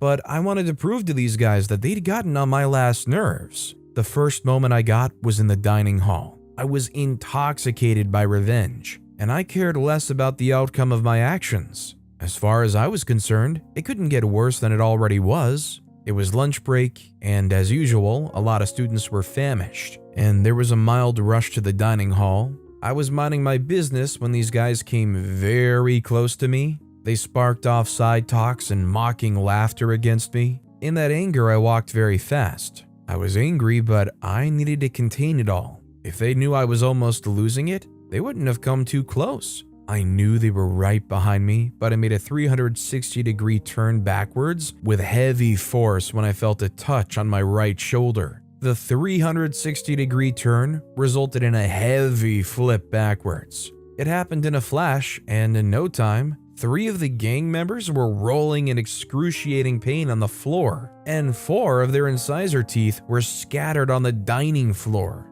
We'd all walked into the dining hall as a group, so it was difficult to say what happened at that moment. Before they were taken to the health center, most of the students were whispering that it was an accident without even knowing who or what caused the accident. Only the gang members and I knew what happened. I saw fright on their faces, and I knew that my moment had come. Well, my first victims couldn't take the exams with us, and they eventually had to take the academic year again. It wasn't that they've had good grades in the past anyway. I had noticed that these guys were into hard drugs, and no student was expected to have anything to do with that at the school. Most students that got wind of this despicable act were too scared to open up. Well, there was an open battle already, but it was too late to back down. I followed them secretly to a hidden spot they mapped out for their evil act. They'd been careful to make sure there were no CCTVs there, except that I was the CCTV they underestimated. It wasn't an easy task, but I was determined. I got close enough to take good pictures of all of them. When I was satisfied, I ran off like a thief. I saw Alicia, and I don't know what her fear was, but I was taking her down with the gang members if she refused to own up to her crimes against me. I showed her the pictures, and she could tell that I was not bluffing. She had 10 minutes to confess or to regret that she didn't. She ran as fast as her legs could carry her to the counselor's office. She related all that truly happened and how she was used against her wishes. She told the counselor that she was ready to show them the real evidence that showed my innocence. When she passed by me on my way to the principal's office, I knew she'd cleared my name. As expected, I related everything that had been going on to the principal as I'd always done, but this time with tangible pieces of evidence. An emergency assembly was called, and these guys were called out in front of all of the students. Our parents were also called. These guys were suspended indefinitely from school and were also sent to a rehabilitation center. They were to return to the school to retake another academic year, and that'll only be possible if they were confirmed fit to return to the school. If they refused to comply with these strict measures, they would be expelled immediately, and they would never get a good recommendation from the school to enable them to transfer to another school. I was elected as a member of the Hall of Fame, and my photograph was hung alongside other past heroes. That's what the principal called me, a hero. I could see the tears on my mother's face and the satisfaction on Trevor's face. Alicia was equally suspended for the rest of the academic year. She wasn't a bully, but she couldn't stand up to bullies when she had the chance to. The next time I entered the dining hall, there was a resounding round of applause from the students. I could only nod and grin at the same time. I didn't know which one to do first. I just find it hard to believe that people would be so complacent with this ring of bad behavior going on at this school. Why does it take one person to go out of their way to finally bust this all up? That said, our final story of the day is, I got my best friend fired from his dream job. I should probably start by saying that I really didn't want to do what I did. Toby and I were best friends. We met as roommates in college and we instantly hit it off. He was an engineering whiz, hoping to someday work building amazing telescopes for NASA. And I was a history major, hoping to someday see and document the world. But we had a shared interest, gaming. Now, my family wasn't exactly the wealthiest out there, but I could enjoy some luxuries, like my custom-built PC, which was pretty specced out. I'd set it up the moment I moved in. The day we met, Toby had barely walked all the way in when he saw the setup. He immediately went, "Whoa." We spent the next hour and a half discussing games. Together we played games like Halo 5 and FIFA, him on his gaming laptop and me on my PC. With time, a wonderful friendship started to bloom. We would go jogging together, go out to bars and clubs together, and there was even a time we pranked the resident hall director together. I knew I could always rely on him even when things were rough, like when I almost dropped out of school because I was worried I wasn't doing well enough. Eventually, I met his family and he met mine. We were almost inseparable. And then Stacy happened. Now, I know how this sounds, but this isn't a cliche story of two men who have a fallout fighting for the affection of a woman. This is a little more complex than that. I met Stacy in my freshman year. She and I had taken a couple of classes together, and I had instantly liked her the moment I saw her. One day, after a class project together, I finally had the guts to talk to her and try my luck. It went well, very well. It turns out she had a crush on me too. Within 2 weeks, we were dating. At first, Toby seemed fine with it. In fact, he was the one who helped pick my clothes out for my first date with Stacy, while he gave me tips on what to do and what not to do. But as Stacy and I started to spend more time together, he started to get noticeably upset and jealous. I mean, sure, he and I were spending less time together, but it wasn't a big deal, or at least that's how I saw it. The issue seemed to sort itself out when Toby got an internship at NASA through the Pathways Intern Employment Program, which helps college students find their footing in the space industry and motivates them to start a career. Now, he was the one who rarely had the time for me, as he spent almost every waking moment fawning over some new space telescope that was going to change how we see space and ourselves. Every once in a while, though, we would find the time to play some games. It was still obvious that he wasn't a fan of Stacy anymore. To him, she was just a fling and one day I'd be over her. My girlfriend seemed to pick up that my best friend didn't like her, but apart from a few comments about how she wished he'd accept her, she really didn't seem to mind. Me? I didn't want a serious clash, so as long as Toby kept his dislike low-key, I was fine. By senior year of college, Stacy and I had been dating for almost 2 years, and we'd formed our lives around each other. I was certain that she was the one I wanted to spend the rest of my life with, and she felt the same way. Toby, who was now interning at SpaceX, was still my roommate, though we'd gotten an apartment outside the school campus. When I told Toby about my plans to marry Stacy, he just laughed and said, "Oh, please." A year later, when I called to tell him I'd proposed to Stacy that night, he just hung up. I knew I had a big problem on my hands that I needed to sort out immediately. So I set up a meeting with the both of them, and I let them, especially Toby, know that they were the two most important people in my life, and I really wanted them to get along. A serious conversation, a few drinks, and a little more tears than I'd like to admit. Later, Toby confessed that he was jealous because he'd never been close to anyone as much as he was to me, and that he was scared Stacy was going to replace him. He apologized to Stacy and promised he was going to be better. That promise seemed to hold up, and he became more accepting of Stacy. They got along together just fine, and Stacy even matched him up with one of her friends. They had their inside jokes, and sometimes it seemed like they were just a little too close. Honestly though, I was just really happy they were getting along, and I didn't want to ruin things by being jealous. Things seemed like they couldn't be better, till my bachelor party. Toby and I had agreed that my bachelor party wasn't going to be wild. Just a few friends, a few beers, and a last game of poker at our place. I had moved my things to mine and Stacy's new place, but Toby suggested that I sleep in our apartment one last time. He said it would be symbolic. I agreed. So imagine my surprise when, after getting home with our friends, I opened the door and met a party filled with at least 12.5 people. Now, while most of the guests were mutual friends, there were a few new faces, and Toby introduced me to one of them, a blonde-haired girl named Stella. I noticed he was trying to act all wingman-y, but I wasn't exactly suspicious. Stella and I talked a lot. We seemed to share a lot of similar interests, and I was genuinely happy to make a new friend. Throughout the night, Toby kept handing me alcohol, and I, for some reason, kept downing them. I got a little tipsy, so when he offered me yet another shot of vodka, I declined. He assured me it was the last drink he let me have though, so I reluctantly took it. That's all I remember about that night. The next morning, I woke up hungover and irritable, but I was determined to make it to the wedding on time. Toby and I got ready. I took a couple pills of aspirin, and together we got into the limousine we'd rented to the church. The moment I got down from the limo, I knew something was wrong. There was a small crowd outside, and they all had sullen faces. I knew the words they were going to say before they even said them. Stacy had canceled the wedding. She'd received a video of me that morning allegedly making out with a random woman. I was certain it must have been a mistake, but she wasn't even there to talk to.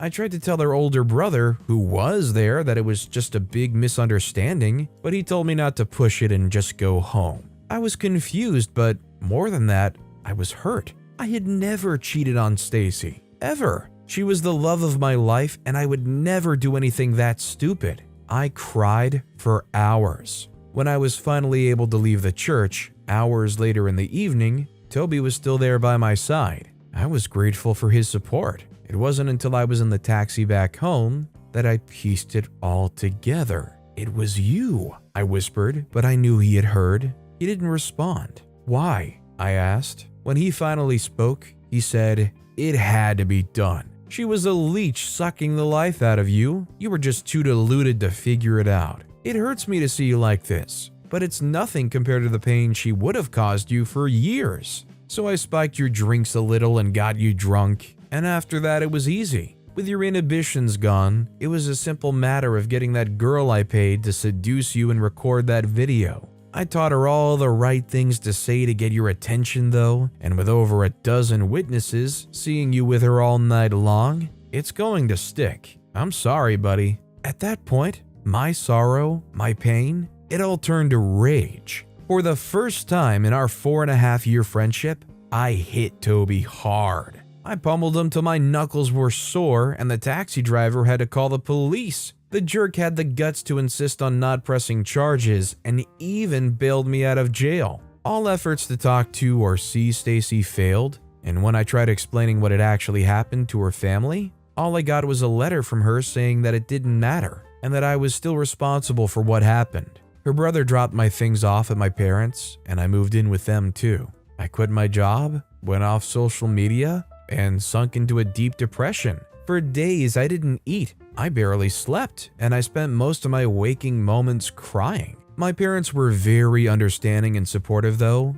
and they were there for me while trying not to be too imposing. I had lost everything I cared about, and it was all Toby's fault. For weeks, I slugged around the house fantasizing about how my life would have been if I hadn't gone out with Toby that day. I replayed every moment over and over and over again, and I blamed myself for everything. And then, a few months of drowning in misery, I had an epiphany. I finally accepted that this was all Toby's fault, and I wasn't just going to let him get away with it. I got a new reason to live. Sweet, glorious revenge. So I finally left my room, I got a job at my dad's firm, and started piecing my life back together. One day, after weeks of ignoring his calls, I called Toby. He seemed glad to hear from me and started discussing moving back in with him. I told him I'd think about it. If I'd said yes on the spot, he'd have gotten suspicious. And then I started plotting. This plan had to be perfect. I had only one shot at this. Now, Toby had gotten his dream job at NASA working as an engineer. According to a mutual friend, he was even planning on getting his master's to meet one of the prerequisites for applying into NASA's astronaut program. I researched as much as I could about his job and the hierarchy at work. God bless the internet. A few weeks later, I called that I had forgiven him and that I was ready to move in with him again. By the next week, I had. I immediately set my plan into motion. See, Toby might be whiplash smart, but he's not smart enough to not use the same password for everything, and soon I had access to his work email. I also installed a Trojan horse on his computer that I could remotely activate. With the access to Toby's work I now had, I found out what project he was currently working on, a telescope that was worth billions. He was on the team whose job it was to make sure the telescope launched successfully into space. It seemed really important. The hard part about all this was keeping my loathing cloaked. I had to act like we were friends and laugh at his jokes. I even went as far as to play games with him. Sometimes I almost broke character, but I was on a mission I couldn't afford to fail. The night before I struck, I took my ex-best friend out to see a movie, and then we went to a bar. He for some reason apologized again for what he had done and said that he was glad that we were back together, just like old times. I told him we were cool, and then we went back to drinking. Just like me almost a year before, he was unaware of just how drastically his life was going to change soon. All he saw was a friend hanging out with him and enjoying the moment. He should have known better. Later that night, after we'd gotten back into the apartment and I was sure he was asleep, I activated the Trojan horse that not only corrupted every file on his work laptop, but also spread through the network to other computers disguised as an important document, corrupting everything in its path. I was certain that single act alone could put him in serious trouble. But I wasn't done yet. With access to Toby's email that I had, I wrote an email, tagged all of his coworkers to it, and went on a rant about how NASA was run by clowns, while insulting as many of his bosses as I could. I got very colorful with the name calling. I doubled down, saying that I'd had enough, and I dared management to do anything if they had the guts. For good measure, I also permanently removed every game in his Steam library. I scheduled the email to send at 8 a.m., blocked his number from my phone, and left the apartment forever. Of course, he got fired. I heard through my mother. Apparently, Toby had gone into a fit of rage and went to look for me at my parents' armed with a gun. He angrily emptied the magazine into my parents' lawn when he didn't find me there. Thankfully, the police arrived shortly after and arrested him. He's being charged with attempted murder and assault with a deadly weapon. My revenge finally complete, I went to visit him in detention. When he saw me, he stiffened. I could see in his eyes the pain that I had felt for months. The pain that I still haven't quite dealt with completely if I'm going to be honest. He finally understood, and that felt so good. Seething, he picked up the phone and asked, "Why?" I stared deep into his eyes, mirroring his venom, and with tears in my eyes, I replied, "It had to be done." So there you have it. That's the story of how I got my best friend fired from his job. Honestly, I have no regrets, and I'd probably do it again if I could. This almost sounds like a movie script, like this is some Cable Guy type movie. I stole my dad's money and rendered him penniless. The earliest memory I have of my childhood was of my dad handing my mom across the face. We were at the table eating dinner, and my mom was breastfeeding my baby brother. I remember my dad talking loudly to himself. He was probably complaining about something that my mom had done. My mom was quiet. She said nothing all through his outbursts. She just fed my brother quietly while I watched. My dad suddenly stood and walked out of the dining area, and my mom muttered something to herself, not realizing that my dad could hear her. He walked up to her and asked her to repeat herself. She ignored him, so he yelled at her and shook her shoulders. My brother started to cry. He was frightened, and I burst into tears too. My mom courageously repeated herself, and my dad slapped. I stopped crying and just looked on in shock. My baby brother also stopped crying. I remember my mom got up slowly and started to walk away. My dad ran after her and got on his knees apologizing. That was the first time I ever saw my dad do that to my mom. I found out years later that it wasn't the first time he'd done that to her. He had done so once before they were even married. He didn't do that to her again for a long time, but he was still terrible. We walked on eggshells in the house in fear of him. My mom was a non-entity in the house. She only existed. She hardly ever spoke unless he was out of the house. And even when she did speak, it was in monosyllables. She was never a parent to me. She never corrected me. I did things as a child, hoping she would get mad, be a parent and discipline me, but she never did. It was as though she didn't feel qualified to do that, or she didn't feel like she had any kind of authority over me. My mom started losing it right before our eyes. She stopped going to school. She was a teacher in an elementary school close to our home.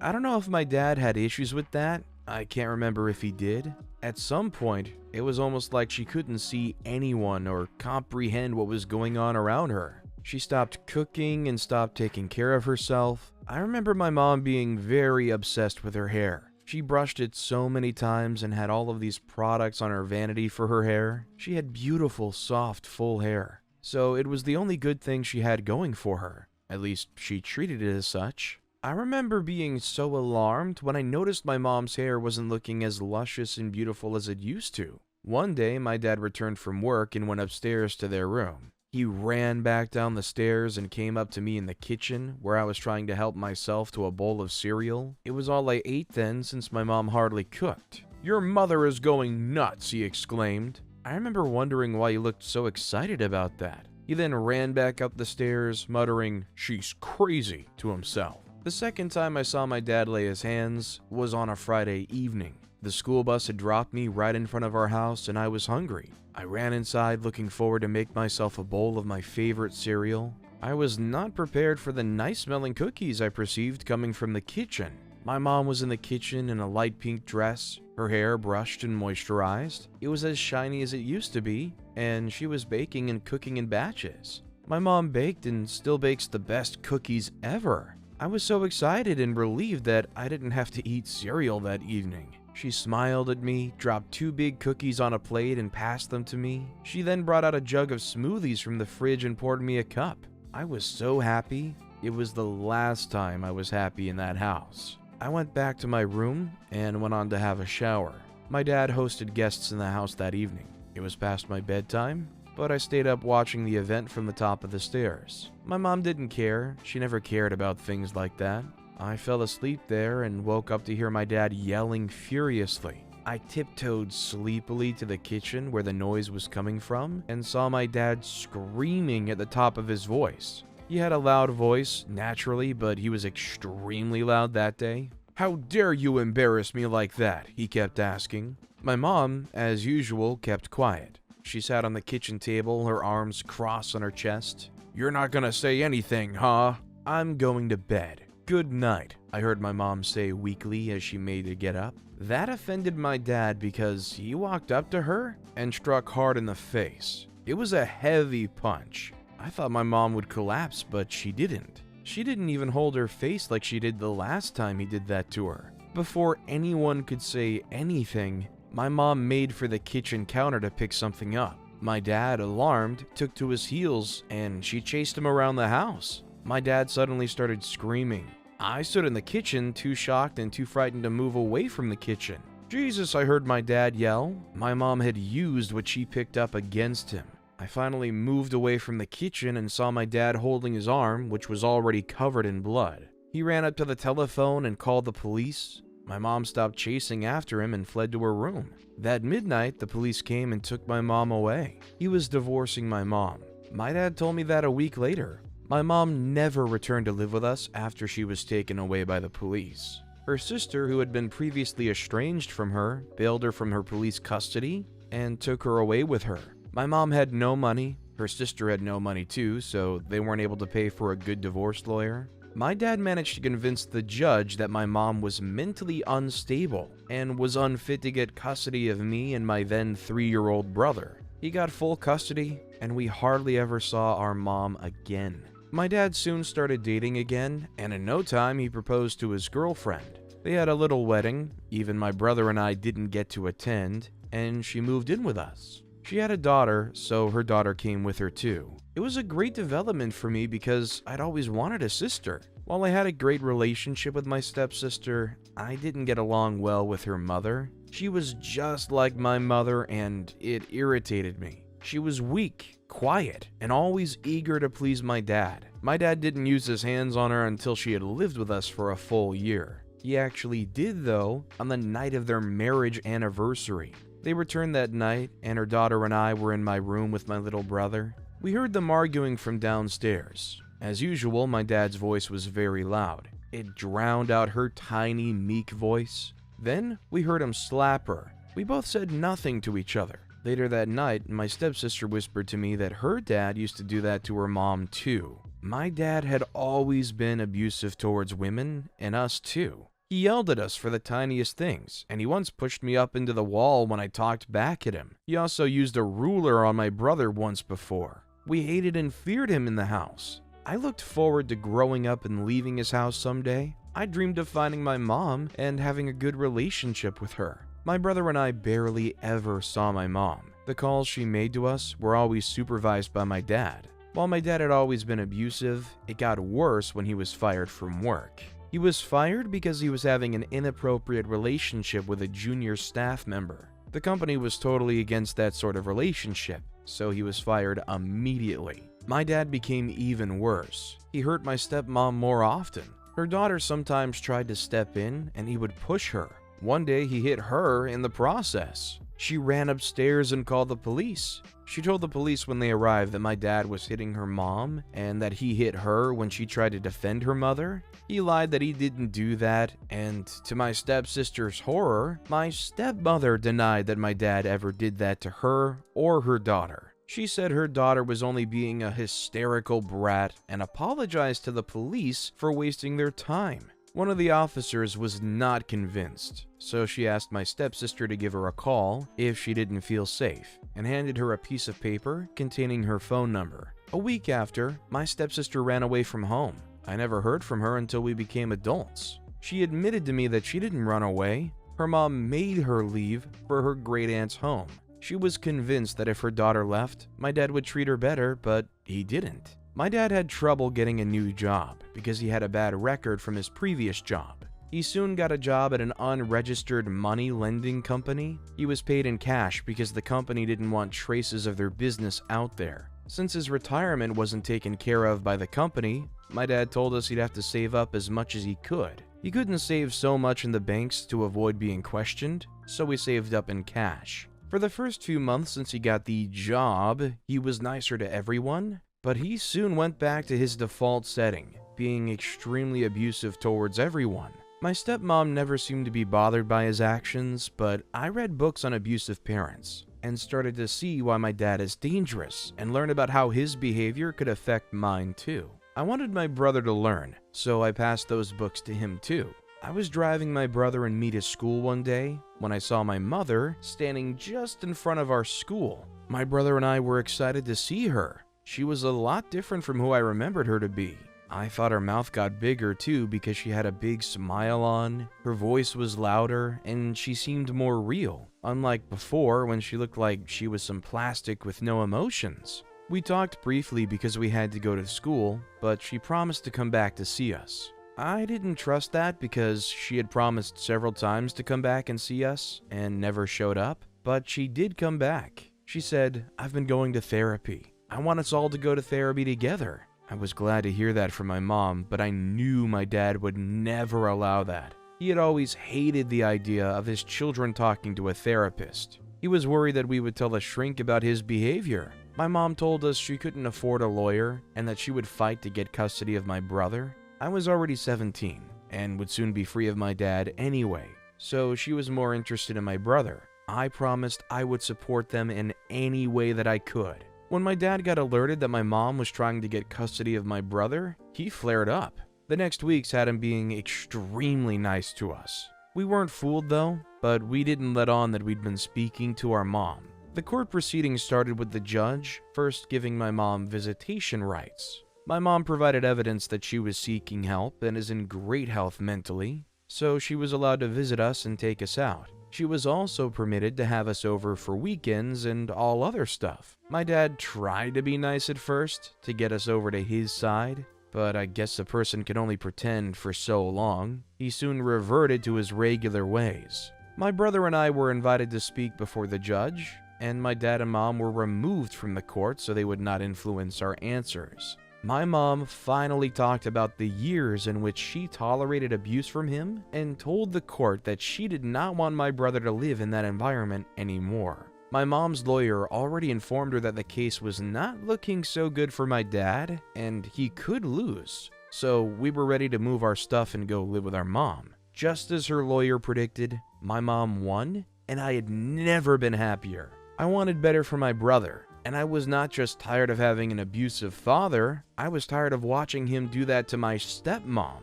As soon as my mom informed us, I snuck into my dad's bedroom and went straight to his safe. I had seen him unlock the code in the past, so I knew the combination. My dad always thought he was so smart. He was super careful about letting us know stuff, but he wasn't so smart. I unlocked his safe and took a lot of money from his safe. It was the money he'd been saving to protect himself when the illegal company he was working for finally collapsed. I took nearly all the money I could find. My brother and I packed up our stuff, and our mom came to get us. My brother and I cut our dad off. He called my mom many times, threatening to find and end us. My mom swore to go to the police with the recording from his calls if he ever called again, so he stopped. He called a month later, asking to speak with me and begging me to return his money. It was truly pathetic. The one good thing about that money is because they got it in a more than shady way, there's no way that they can go and get that money back without probably getting the police involved and implicating them in one way or another. They know they themselves can't go hunting down after that money because, in some way, in some form, they're going to land themselves behind bars.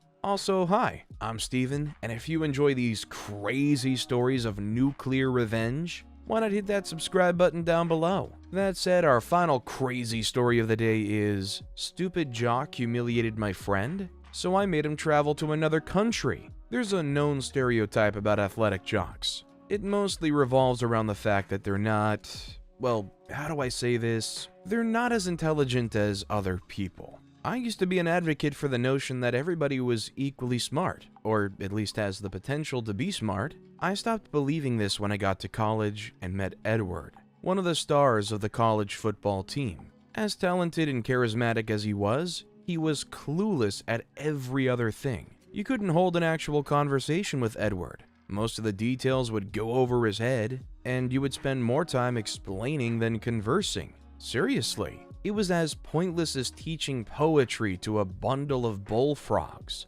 Anyways, Edward wronged my best friend Chris, so we decided to get revenge. We decided to push the limits and see how far his stupidity would go, and what we found out was really surprising. His stupidity knew no borders, literally. We made him travel to another country under the pretense that he was going to be signed by a major football team, and as crazy as it sounds, it worked on Edward. Let me tell you how it all happened. I got to college at age 18, and as a shy kid from Minnesota, I didn't relate well with people. I was used to the closely knit suburban town that I spent the first 18 years of my life in, and moving to the big city was a really strange and kind of scary experience for me. I did it anyways, and my first day in the dorm was, well, let's just say surprising. It was really loud, and the other students were so free, so wild. I got to my dorm and locked the door to get a break from all of the madness I saw in just my short walk through the hallway. I decided to just take a nap to recharge.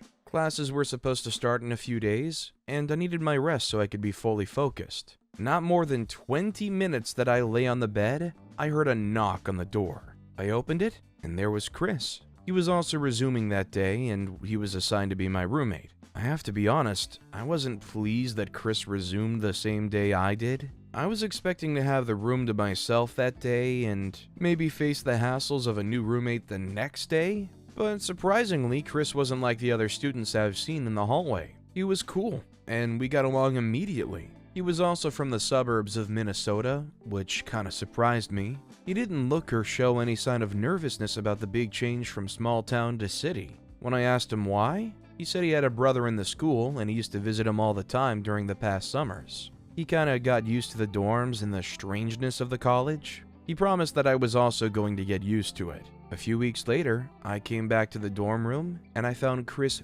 beaming with excitement. I asked him what was going on, and he told me that his brother, who was a final year student, invited us to a beach house party. Chris was thrilled about this, but me on the other hand? Not really. The mid-semester tests were drawing near and all I wanted was to stay in the room and study all day. I told Chris to go on without me, but he wouldn't have it. After a few minutes of back and forth, he promised to help me study if I go with him. I shrugged and said okay. I didn't need his help to study, but I saw that he wasn't going to take no for an answer. So we went to the party. I wasn't a party guy, but after a few drinks, I loosened up and started to enjoy myself. I lost sight of Chris in the party, but after a few minutes, he found his way back to me. Then he took me to see his brother Max. Max was the textbook bad boy. He was really cute, wore leather jackets, rode a motorcycle, and had a way with words that made the girls fall over themselves. I thought that as a final year student, all you do was study and work on your project till you graduate. But here Max was, partying as if his life depended on it. Chris said he was a top-tier student. Only God knows how. Anyways, we were introduced, and Max gave us more drinks and introduced us to some really pretty third years. I did pretty well with the mid-semester tests, and when the exams drew close, I doubled up on my studying and passed it with flying colors.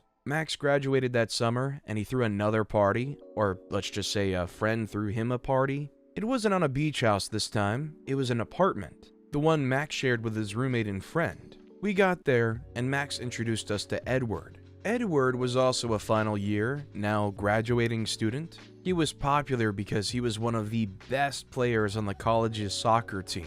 He was also very good looking with his blonde hair, ocean blue eyes, and a huge towering frame. But that's all there was. He wasn't smart, not just academically, he wasn't smart, period. We started a conversation and asked some questions about the football team because Chris was thinking of joining.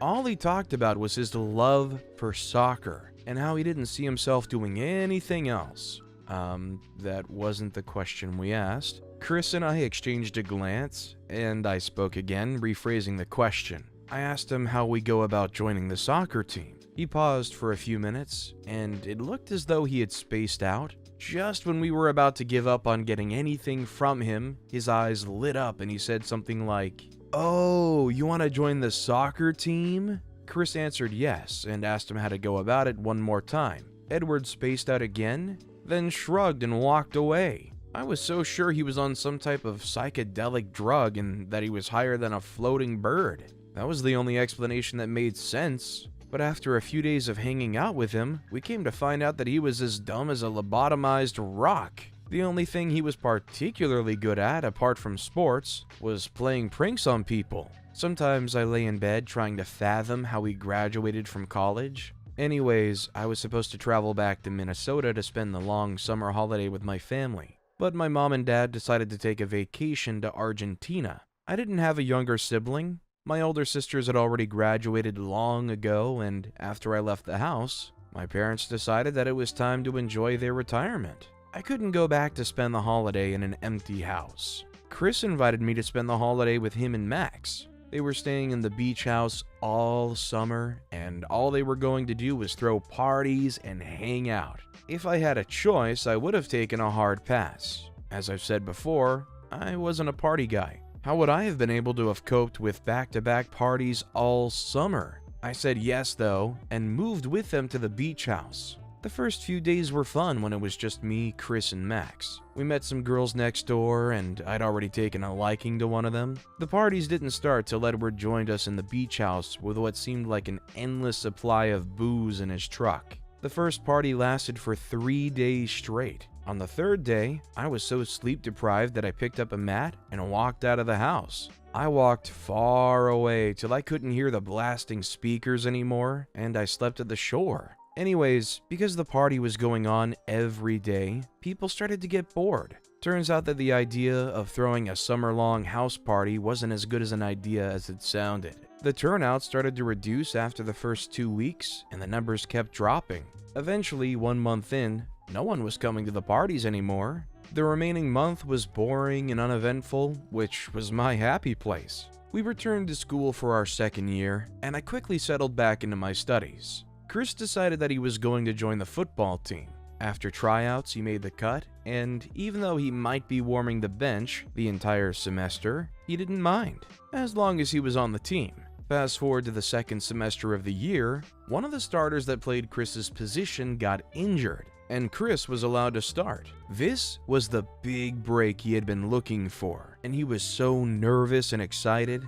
After a series of pep talks, I finally calmed his nerves. He played very well during the match, and our school won. It was a big victory for Chris and the school at large. This was because they'd been trying to beat the opponent team for quite some time now. Anyways, Max and Edward decided to do what they did best. They threw a party for the soccer team in the apartment they both shared, and everyone was invited. When Chris and I walked in, all eyes fell on him and they all started to cheer. "Chris! Chris! Chris!" It was nice, and he seemed to be enjoying all the attention. I blended into the background like always. I got a drink and walked out of the apartment and into the hallway to chill out. A few minutes later, I heard a wild laughter coming from the apartment. I wondered what the problem was, but I didn't go back in. The noise was too much for me.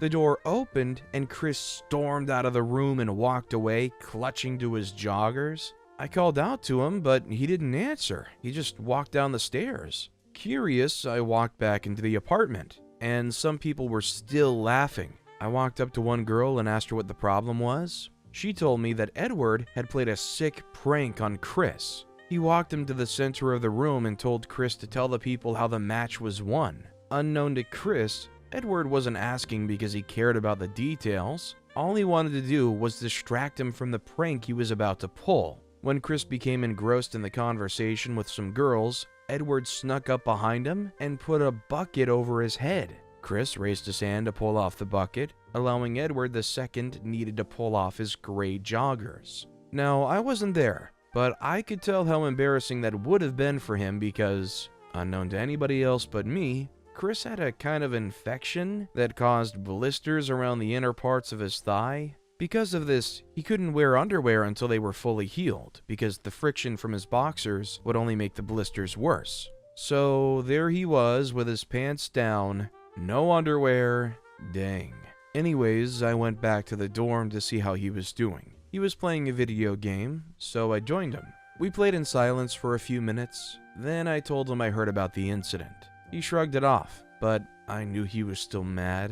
There wasn't any way I could console him or anything. All I needed to do was cheer him up. So I turned to him and told him to get revenge. He waved me off, saying it was fine, and even if he wanted to get revenge, how would he have done it? I didn't know how at the time, so we just dropped it. But then, a few days later, I went to Max and Edward's apartment to get some things for Chris. He didn't want to go himself because he was still mad at Edward. Anyways, Max and Edward were talking about their life after school. Max had secured an internship in another city, so he was moving away. Edward, on the other hand, could only think about going pro. He wasn't interested in boring jobs, like he said, and all he was waiting for was the letters from international soccer teams waiting to sign him. As soon as I heard that, I knew exactly how to get back at him. I hurried back to the dorm to look for Chris, but he wasn't there. Then I ran over to his faculty to see him. Chris was kind of surprised to see me, but when I explained the plan to him,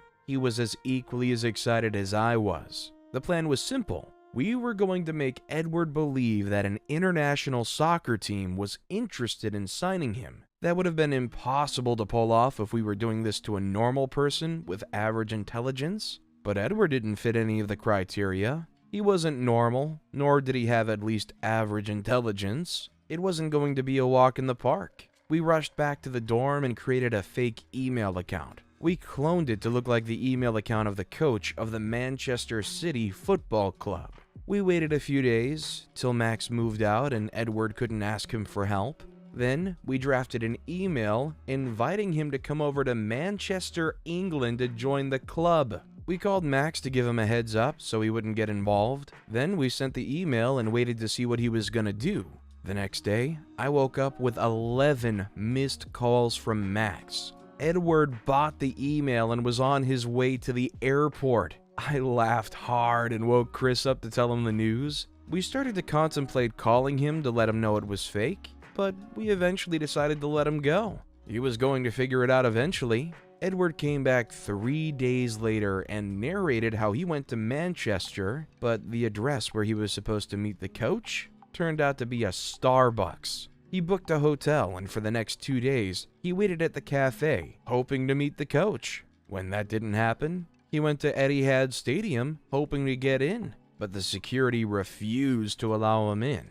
He even tried sending an email, but he didn't get a reply. He eventually decided that he was pranked, but he didn't know who did it, and we weren't gonna tell him it was us. The major problem now was that he sold a lot of his stuff for cheap prices because he thought he wasn't coming back anytime soon. He also had to find a new apartment because his landlord had given his out already. Does anybody else agree that the stupid thing here is not that Edward actually bought the email and went out there without looking into it any further? It's that they were so confident that they were going to stay over there that they sold everything and uprooted their life and broke their lease on their apartment before ever confirming that they were actually joining the club? I made my boss look stupid. I'm a 29-year-old lady and I work as a secretary in an accounting firm. Working there had been my dream for years. I applied for a job there as soon as I graduated.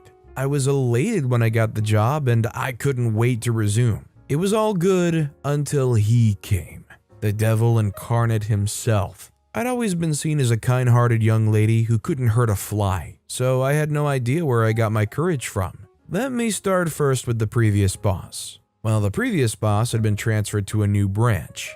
Everyone was quite nervous as we were expecting a new one. The previous boss was very nice, and he got along with all of us just fine. We hated to see him go, but we had no choice. He'd served our branch with good devotion, and it was time for him to move on to a higher position. Here comes the new boss, and with him came the descent of heck. I'll call him Jay because he was nothing short of a total jerk.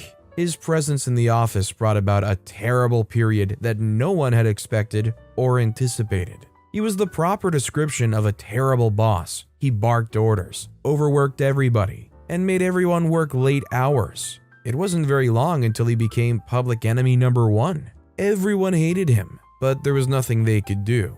However, while everyone had it easy, at least from my point of view, I seemed to be the one he hated the most. He would bully me and make me look stupid in the presence of my coworkers and his friends. I tried so hard to make him like me, but the bias was too obvious. I found out why though. My boss was a Brit and he hated Mexicans, which I was. Well, there was nothing I could do about my place of origin. It's his problem if he hates Latinas. I wanted to know why he hated Mexicans. Although I had an inkling that a Mexican woman had probably broken his poor heart. Our woman had a penchant for dumping men with fragile egos. However, despite knowing why he hated me, there was nothing I could do to stop it, so I endured. I would allow him to continue with his crazy acts while plotting my revenge. I let my anger simmer for a very long time until it erupted like a 1,000-year volcano. However, all of these things were things that happened later in the future. The atmosphere was really terrible the entire period he was around.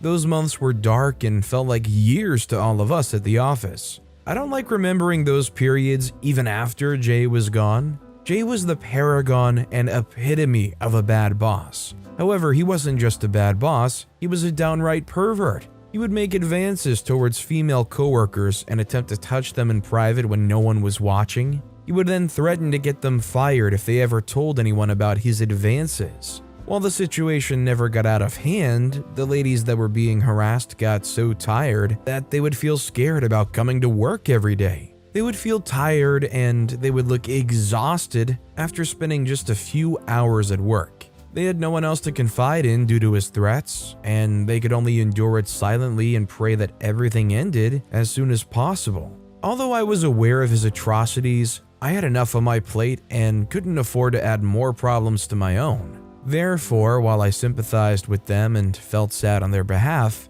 there was nothing I could do. Although I had it in mind to pay him back in his coin and add an interest while doing it. However, for the time being, I had to calm down and avoid getting into trouble, because everyone knew he had it out for me. I was probably the one he hated most in the office, and he never hesitated to show his disdain and hatred for me. Well, the feeling was mutual. Worse still, everyone had to put up with his servant driver personality. I couldn't help but tag him as enjoying this due to his ways. It seemed like he took great joy in seeing all of us tired, exhausted, drained to the bone, and overworked. An incident had occurred at a workplace, and it was at that moment I knew that the only way anyone would have any semblance of peace was if he left and never came back, or rather if he was to lose his position. That day we were having a board meeting and he fancied himself a dictator. Rather than talk to his subordinates with respect, he decided to take the tough approach.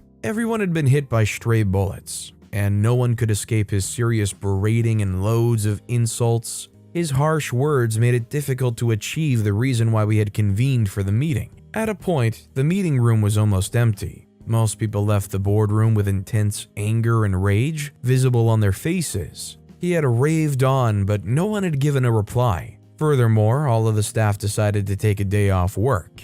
Everyone wished they could have seen the look of shock and incredulity on his face when he arrived and met an empty office. Personally, even though I was unable to see his face, I'd easily imagine the ugly look on his face as he contemplated his next line of action. Another incident that riled me up a bit was when he called me around 9 p.m. for me to audit some files for him. He had been so rude and condescending that I dropped the call without waiting to hear a word of what he had to say. He had, in his usual manner, ordered me around and barked orders like he was talking to a younger sibling rather than an employee. I replied to him as civilly as I could, albeit with a tone cold enough to freeze heck and sharp enough to dice a man into pieces. I said, "Well, sir, I'm sorry to break it to you, but according to company rules, my closing time was 4 hours ago." I was certain that he had heard the coldness in my voice, which had probably shocked him because he had stayed silent for over 2 minutes before proceeding to push his luck. He said, "Well, you're right.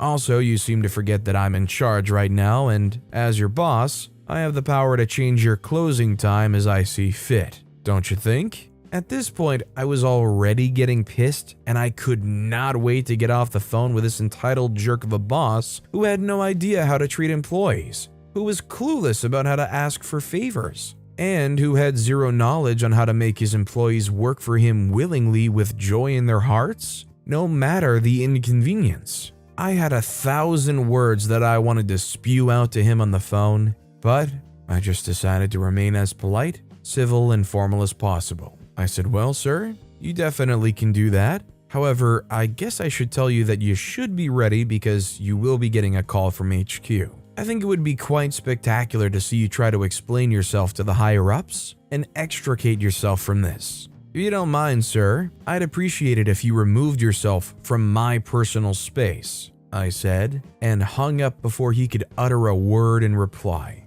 In my mind, I could picture him going bonkers wherever he was due to my harsh rejection. Well, I was past caring. However, on a side note, I was quite surprised that he called me to help with some files, because everyone at our work was aware that he hated the girl from Mexico as much as he was the devil. I had told everyone at work about what he'd done, and they were quite angry and decided that he should be taught a lesson.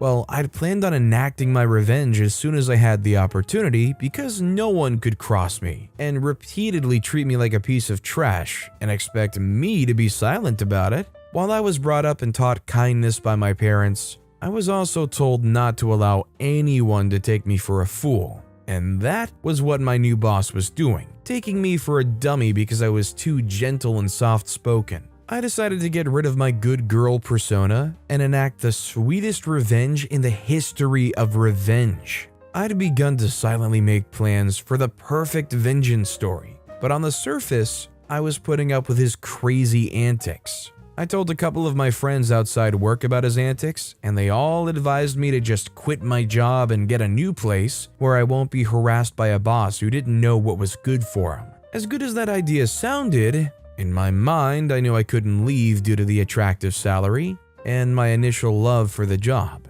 The pay was good and the company had some attractive incentives as well. I couldn't leave because someone decided to convert my utopia of a workplace into a sad dystopia. I was not going to have that. So at some point, I decided that it was either him or my sanity. Well, I chose my sanity, which meant he had to go. However, it felt that the universe was against me and my revenge would never come. I was really angry and I could not wait to give my bosses just desserts. My coworkers sympathized with me after they found out why he hated me.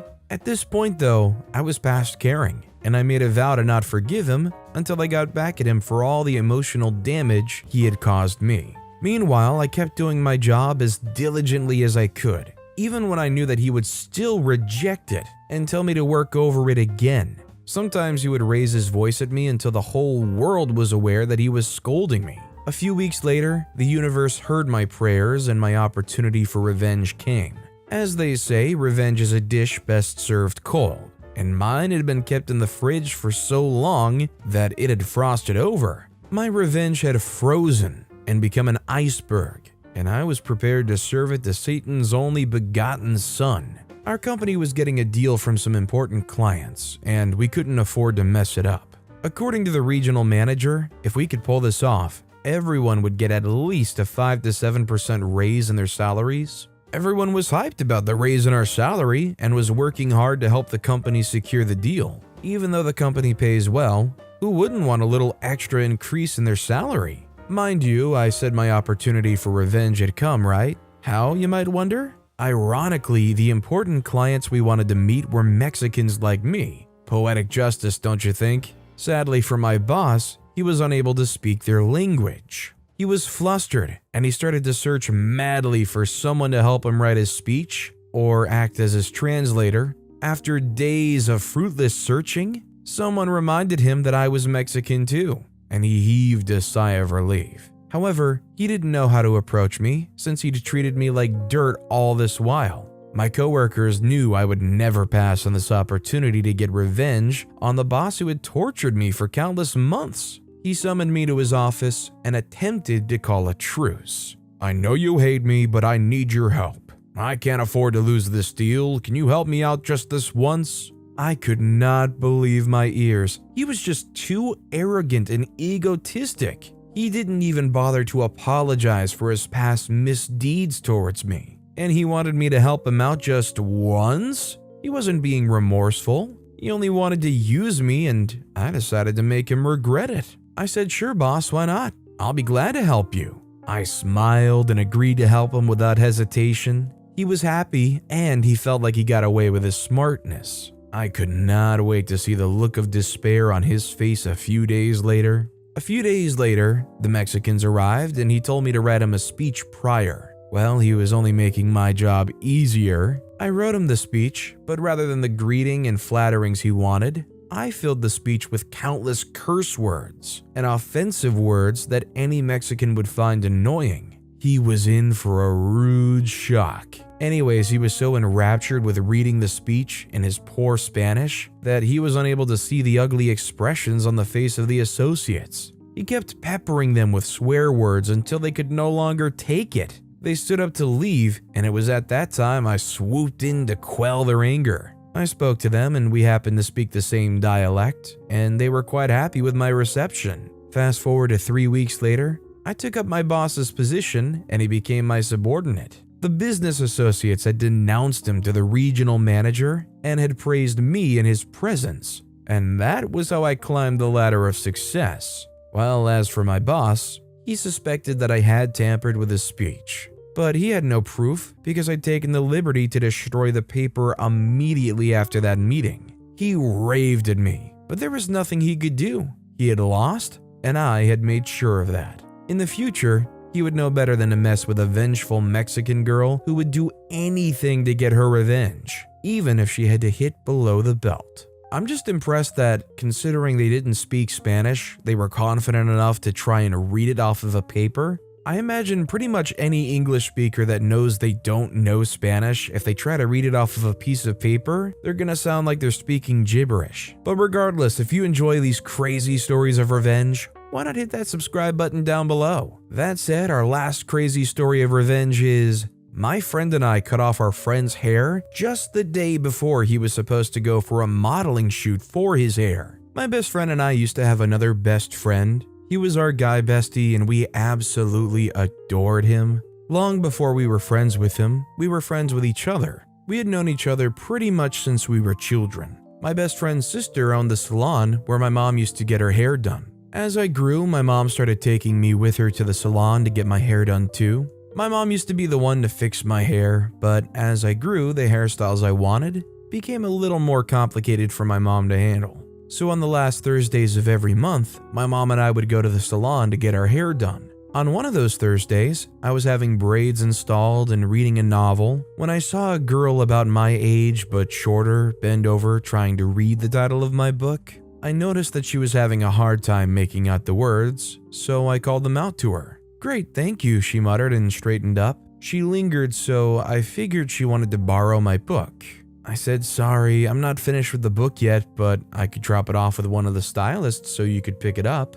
Does your mom bring you here often?" She didn't say anything. She just smiled shyly. "I know you're not harassing my clients to give her your book," I heard the salon owner yell. "I just wanted to see the title," she cried in a tiny voice. "Let the girl be," my mom intervened. "Is she your daughter?" my mom asked when the salon owner got closer. "No, she's my little sister who's supposed to be in my office doing her homework." She glared at her sister, who hurried out of the salon to a hidden corner, which I presumed was the office. She could never take her eyes off of other people's books. Never mind the fact that she's got hundreds of them. My mom smiled and said, "My daughter loves books too. Reading's a good habit, you know. You should be grateful she's interested in books, not something unhealthy." My mom's a child therapist, so she went on and on about the benefits of having a child who loves books, and that sparked a big conversation on books in the salon. When we left the salon, my mom encouraged me to leave the book to the young girl the next time we came to the salon.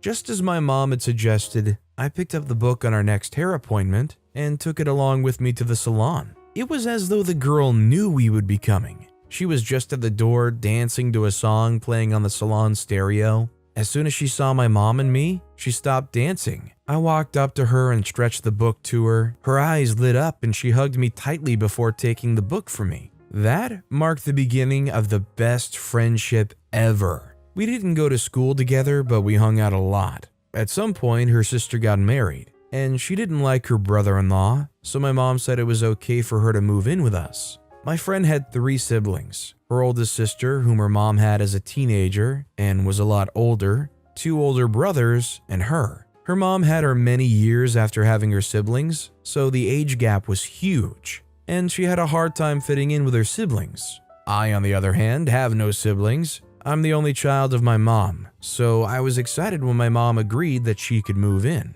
Her sister already knew my mom, and she trusted that my friend was in good hands. My best friend and I were like sisters. We bickered like sisters and made up like sisters too. We were super close and became teenagers who had each other's back. One day, my friend mentioned a boy who worked in her sister's salon. She said he constantly got bullied by boys in the neighborhood for being effeminate. She stood up to his bullies and I applaud her for that. My mom was proud to hear the story too. Weeks later, I went into the salon and I saw the boy she told my mom and me about. He was very pretty, had pretty eyes and gorgeous hair. When he saw me, he complimented my hair, and I complimented his hair too. He had really good hair. While I did my hair, we spoke about the opportunities available for models in the area. He told me he'd done some modeling in the past. I had never modeled, but I looked forward to being a model. My mom tried her hands at modeling, but she had bad experiences, so she packed up her modeling career. I looked just like my mom, so my aunt would always encourage me to try out modeling and see if I liked it. Even strangers look at me and tell my mom and me that I'd make a great model. They'd say I have the body and the poise. My mom, however, didn't much care for me being a model. She had bad experiences when she modeled, and she worried that people would only try to take advantage of her in the modeling industry. there was no changing her mind. She insisted that I was not allowed to pursue modeling. This boy complimented my body the first day we met, and he said that I would make a great model. I told him I looked forward to it, but my mom was not having it. I also told him what her fears were. He assured me that she wouldn't be so alarmed if I only did local modeling as a minor. He promised to teach me what he knew about modeling. My friend and I discovered we had friendship chemistry with this guy, so we befriended him. He showed us new stuff to do with our hair, things that even my friend who grew up watching different hairstyles being made didn't know. He taught us hacks and all of that too. I'm a makeup junkie, so I taught him simple makeup hacks and tricks. We soon went from being the amazing duo to the amazing trio. My mom was skeptical about our friendship at first, but my friend and I rolled our eyes at all her warnings and fears. "Mom, you are an extremely paranoid mom," I said to her one evening when I was helping her repaint her office. "Not paranoid, just careful," she said. Just as he promised, my new friend and I went about attending free modeling classes, practicing poses, waltz, and all sorts of things. I did all of these without letting my mom know. I was too terrified to tell her that I was actively pursuing something in modeling. I knew I would tell her as soon as I landed my first gig, because by then it would be too late for her to stop me. My best friend had no interest in modeling. She was fashionable, but what she loved was writing and reading even more. Naturally, my guy friend and I started to hang out more since we had our love for modeling in common, and were actively looking for career opportunities. My other friend was always very busy with school and the salon, and when she wasn't doing all of these, she was trying to win one essay competition or the other. My guy best friend actually got to hang out more with my best friend than me because they both worked at the salon. My best friend came home late and tired the next day. We both got up early for school, and I wouldn't see her until later that night. That was our routine, so we hardly spoke. Unbeknownst to me, my guy friend was trash-talking me to my best friend. Funnily, he would never flatly say anything about my best friend to me, but he would sometimes say she was selfish. She never spares time to hang out. I said, "Dude, she's trying to save up for college. Her siblings can only help with half her tuition." He says, "I know, but I wish she would hang out with us more. I miss us hanging out." When he said that, I thought his intentions were pure. So I just told him she'd be able to hang out with us more in the summer since she won't have school standing in the way. He smiled faintly and we changed the topic. My best friend and I were drifting apart, and we didn't even notice it until my mom asked me what was going on. I noticed that my friend's response to me was curt, but I chalked it up to stress. When my mom brought it up, I just told her that she was probably stressed. "I've never seen you so distanced from each other," she observed. My guy friend and I were hanging out at one of the free modeling classes organized by someone in the area when a lady walked up to me and asked to speak. We stepped aside and she asked if I had an agent. I didn't, so I told her just that. She says, "I want to know if you'd like to work with us. I own a modeling agency." I was surprised that she took an interest in me. "I think you have great potential, and I know that we can find you great jobs so you can put that talent and body to use," she said. I blushed. She invited me to the agency to speak with the other models and see if it was something I'd like. I took her card and she left. When I returned to my guy friend, he looked on with his mouth wide open. "What is it?" I asked, alarmed. He said, "Girl, you just spoke to the talent manager queen herself." When he mentioned her name, my mouth flew open too. I said, "Wait, what? I can't believe I just spoke to her. She just invited me to join her agency." He said, "Shut up, I'm so jealous right now." On the day I went to see her, I went with my guy friend. We spoke at length with my friend present. She showed me the models in her agency, the ones who weren't there. She showed me their portfolio. My friend and I were wowed. "I'm going to send a contract to your email address," she said. "You must print it out and sign it." My email address had my name, but my mom still had access to it, so I gave her my guy friend's email address. He was to receive the email, and then I'd print it and sign it and take it back to the agency. After it was official, I would tell my mom. That was the plan. We noticed that she'd had other models that she wanted to sign in her agency come over that day too. "I'm only choosing the best talent," she told us before we left. I never heard from her again. My friend never got the email. It hurt me, but I just figured she never sent an email because she decided to go with the other models. I was noticeably sad, so my mom asked what was going on. My best friend was away at her sister's babysitting her twin toddlers. I told my mom the truth about what had happened. I expected her to be pissed at me, but she wasn't. She said she was proud. She said, "I know I've had very hard rules about modeling, but that's only because I had a bad experience. What I never considered is that I'm raising you differently from how I was raised. Back then, I wanted to please everyone, but you're not like me. You're a tough young woman, and you'd stand up for yourself when need be." We hugged it out, and she promised that I'd find another agency. I was relieved that I never had to hide anything from my mom again. That evening, my guy friend called me. He'd gotten a hair modeling gig. I wasn't surprised at all. He had the most gorgeous hair and took great care of it. We talked about it excitedly and dreamed about how we're going to go far as models. I was still on the phone when my best friend walked in. I mouthed a hello and kept talking. When I got off the phone, she asked if that was our guy friend, and I said yes. "What happened with the woman at the agency? Did she send that email?" she asked me. I sighed and said no, she didn't. "It's fine though, I guess I'll find something better." She kept quiet for a while and then asked, "He told you that she didn't send an email?" I said yes, wondering why she kept asking me that.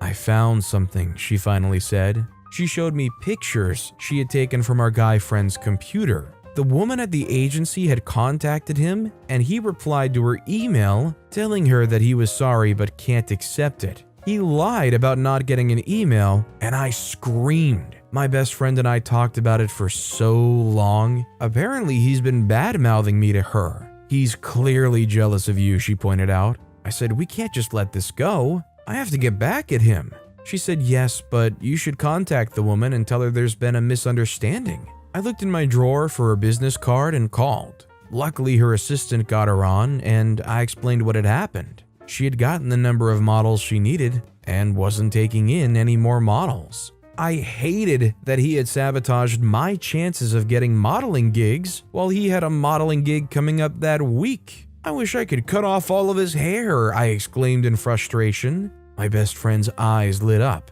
"Maybe we should cut his hair." I said, "How are we going to do that?" She says, "We can invite him over and cut it." I say, "Yeah, and he'd just watch us cut it." We invited him for a sleepover. My best friend did a great job convincing him that we wanted to hang out because we haven't been together, the three of us, in a while. He came over and we laughed, ate, watched a movie, and pretty much pretended everything was fine. He slept in a carry-on sleeping bag he brought over to my house, while my friend and I slept in our beds. We went to bed late, so we dozed off as soon as he laid down. My friend and I tiptoed around him and used scissors on his hair. We couldn't cut as much from the back because he laid on it, and trying to change his head position might wake him up. He was hysterical when he woke up in the morning. We told him we knew what he had done, and he picked up his stuff and nearly ran out of the house. There was no way he'd been able to do the hair modeling if he didn't have his hair, and that satisfied me greatly. My best friend and I are still best friends.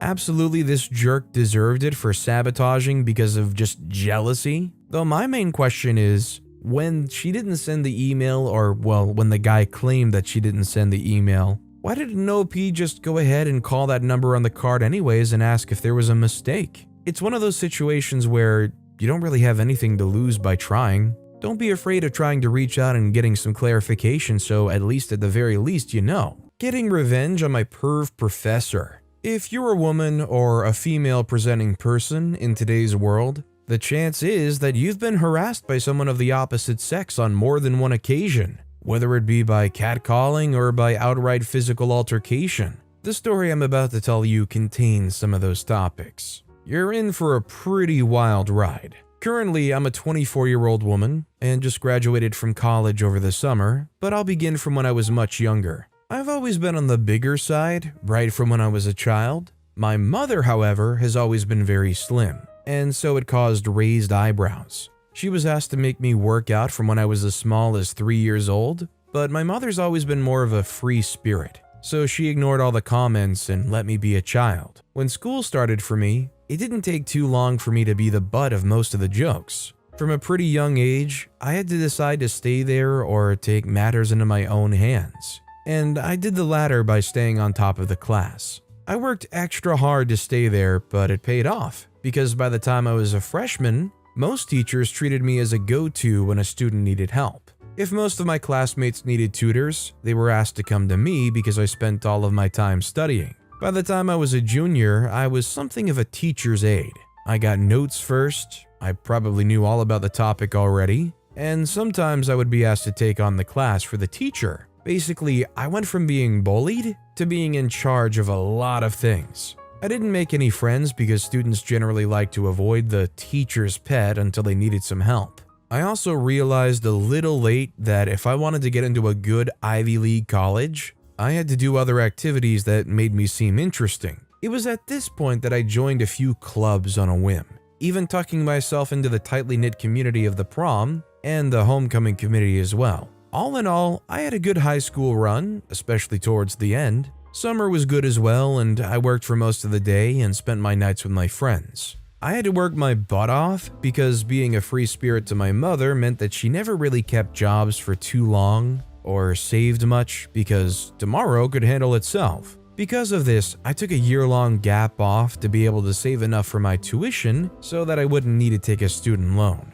Those are absolute heck to pay off, and I would rather just not take that risk. When I finally did get to go to college, I was 20 years old and I realized that college was not as easy as high school. And I had to work my butt off while studying. It didn't come easy to me at all, and I was convinced that I would fail after the first month of schooling. It didn't help that I worked multiple jobs and stayed in a dorm with people who had severe attitude problems, and decided that I was their personal problem and decided to exterminate me. We were a dorm room of 4 people, and I never spoke to the other 3 people until the day I left the dorm. I continued to struggle with my numerous jobs and schoolwork for the entirety of my freshman year, even needing to stay back to retake a couple of classes and exams during the summer. Things seemed to start looking up in my second year as I got laid off from 2 jobs because they were closing up, and I was paid off by both of them. It wasn't that much money, but I didn't have to worry about whether or not I would eat for the next month,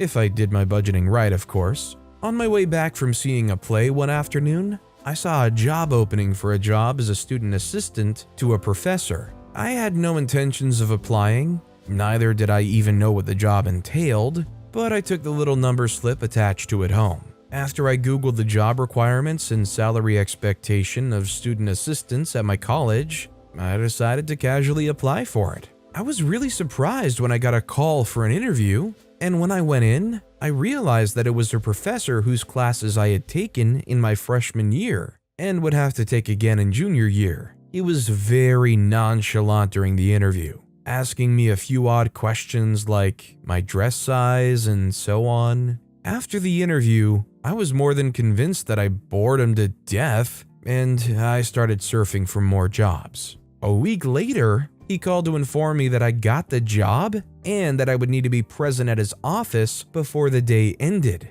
We went over my job requirements, which were basically the same as that of an assistant, except he also slipped a few personal things. The salary negotiation happened, and I can't lie, it was good money, better than anything I had ever worked. It also meant that I didn't need multiple jobs and could focus more on my studies. For the first month, being a student assistant went very well. It was like a reprise of my high school self, being in charge of a lot of things alongside the professor, and it made me feel good. I was also able to move dorms, which did so well for me, and my new roommate was so reasonable and sweet. I remember that I often said, I don't know how I didn't figure this job out earlier, whenever I would clock out for the day, because it felt like such a dream come true and a reward for all the hard work I'd been doing. After a month had passed, my list of job requirements increased. I didn't just have to set reminders and send emails now. I also had to get coffee, walk his dog, and occasionally take his car to the car wash. My free days were no longer my own, and I had to be at his beck and call. I didn't think any of it was out of the blue because I believed that with the amount my salary was, he had the right to run me into the ground. My other jobs made me work 3 times harder and paid much less, so it seemed reasonable, until it really didn't. Things started getting weird after he called me on a Sunday night, barely 30 minutes to midnight, and asked me to make my way to his house immediately. It was a weeknight and I was sick, but I begged my roommate to drive me over there since I didn't have a car and was too scared to take an Uber. Now, this professor was a big man. Think Albus Dumbledore meets Santa Claus, complete with the long white hair and beard combo and an intimidating frame. The kind of person you would think twice about saying no to because of how intimidating he looked. When I reached his apartment, his request was that I help him pack for an impromptu trip over the weekend. I really wish I was kidding.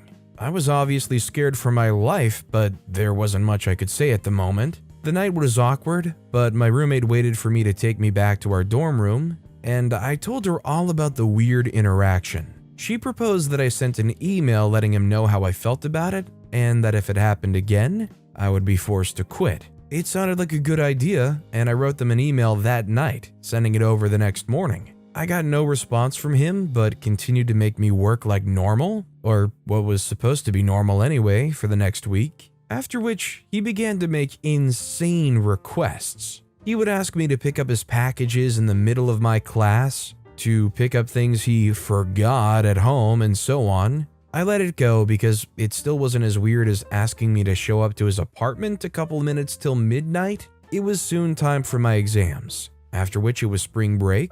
But I decided not to go home and just work. My professor decided to take advantage of this and asked me to supervise the renovation of his home while he vacationed at a hotel in the next city. I major in media and communication studies. I have no business with design or architecture or whatever the heck happens during renovations, but I put everything I could into the house renovations because I was being paid overtime for it. And he also suggested that I stay in his guest room for the duration of the renovation, which was a little over a week. I thought it was a good idea, and I took it. Now, let's fast forward to after the entire thing. School resumed, and I was back to being a busy student and student assistant with not another care in the world. Until I received an email from my employer that contained a compilation of videos and pictures of me at odd times and in various states of undress from the week I stayed in his guest room. While I was still shocked and looking at the very incriminating evidence that was in my computer, I got another email from him stating that he had more and would be making use of it if I didn't do as he asked. He also threatened to drive my grades into the ground if I resisted in any way. I initially panicked, but my roommate was more level-headed and took videos of the emails, just in case he found a way to unsend them. She then made me ask him what he wanted from me, to which he sent a long list of insane fetish-like things that he wanted from me. On a whim, I requested a huge sum from him for my troubles, to which he obliged, followed by multiple emails that only incriminated him further. I then sent him a video of the emails with his name and everything, letting him know that I was going to send evidence of his harassment to the school board and the state board as well, on counts of sexual harassment. This must have frightened him because he started to call and text me, apologizing and asking to see me and make things better. I did the most logical thing and asked for money. Lots of it. It's been a while and I can't put my finger on the exact sum I asked for, but I know that it was a lot because he grunted and asked if I would just let him off the hook. I agreed with him, while my roommate and I did research on him, just to find that he only employed female students as his student assistants and kept them quiet by stashing folders of inappropriate photos of them. My roommate and I extorted more money from him with every new case of a woman he had treated inappropriately. And there was quite a number of them. We kept him on edge, and I remained his student assistant until the last day of my last exam, where I quit and sent a very detailed email from an anonymous email to as many authorities as I could manage. He's still on trial for several counts of sexually charged crime, and I will make sure to be present in court for his sentencing. I think the main thing I feel negative about here is, were any of these cases that OP was talking about happening while they were doing this extortion of their professor? If so, did they really sit back and let this guy continue on just until it didn't benefit OP any longer? Our next story is teaching my mother a lesson. I'm a 22-year-old woman, and my mother is 67 years old. This story is about how I taught her a lesson for trying to ruin my life for her own selfish interests.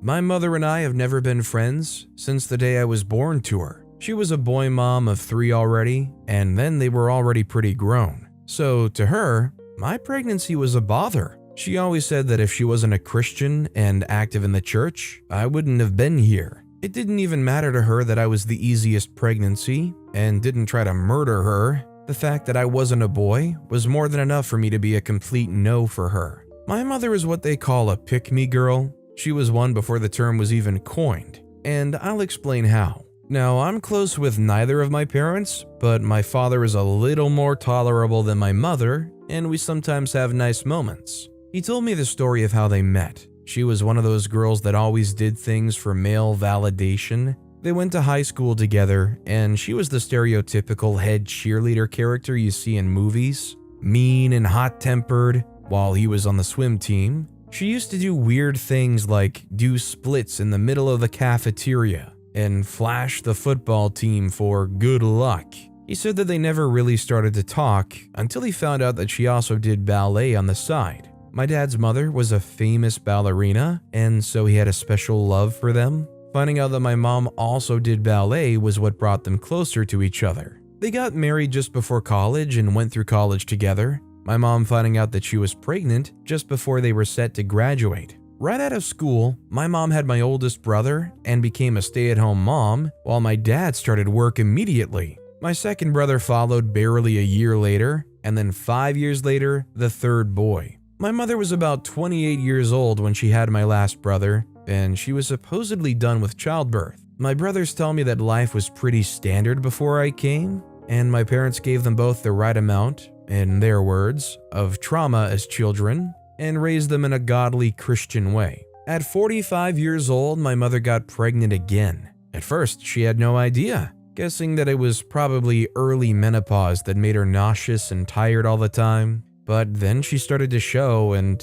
everyone basically knew before she did. My dad says she was bitter and angry the entire time, even madder when she realized that I was going to be a girl and not another boy. Ironically, my dad was happy about it, just as much as my brothers were to have a younger sibling that would make our moms doting on them reduce. I was told that my mother audibly groaned when I was born, crying later that she didn't want to have a girl after being a boy mom for so long. In a twisted way, her logic was understood by the hospital, and she was then offered free therapy for postpartum depression from the hospital. I'm the only kid that wasn't breastfed by my mom because she would rather express the milk and have literally anyone else do it. She didn't care much for me and made sure I knew it from a young age. My dad worked, so he didn't have much time. So I was basically raised by my youngest older brother, who was 17 at the time of my birth. He noticed how much my mother didn't like me from the get-go and felt responsible for me, so much that he rejected a scholarship to go to an Ivy League school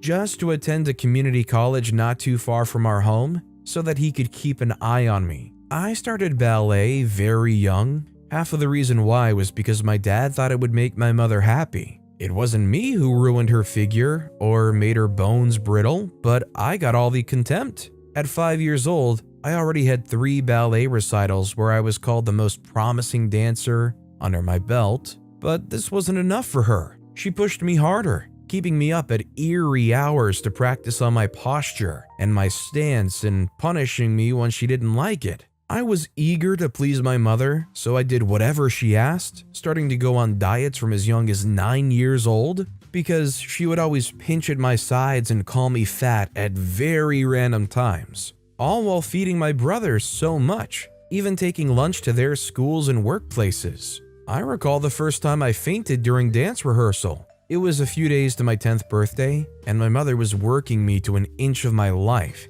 and I did everything she asked because my birthday depended on how she felt about my performance. For almost 3 days, I had only eaten 1 apple and some water. Not too much water, because too much water made me bloated and too lazy to dance. The day started out with me being very lethargic and sluggish. So much that my father, who hardly noticed any obvious thing, noticed my energy was low and that I was pale. I managed to convince them that that was fine and went to school, heading straight to rehearsals after. My mother was there to watch my performance, and I did really well. But right after, everything went black and I passed out. I woke up in the hospital to find my mother scowling at me, and I didn't even have the time to process before she began yelling about how the doctor said that I was underweight and dehydrated, making her seem like a bad mother to me. She said so many other nasty things to me, but I found myself thinking that maybe this woman wasn't my real mom.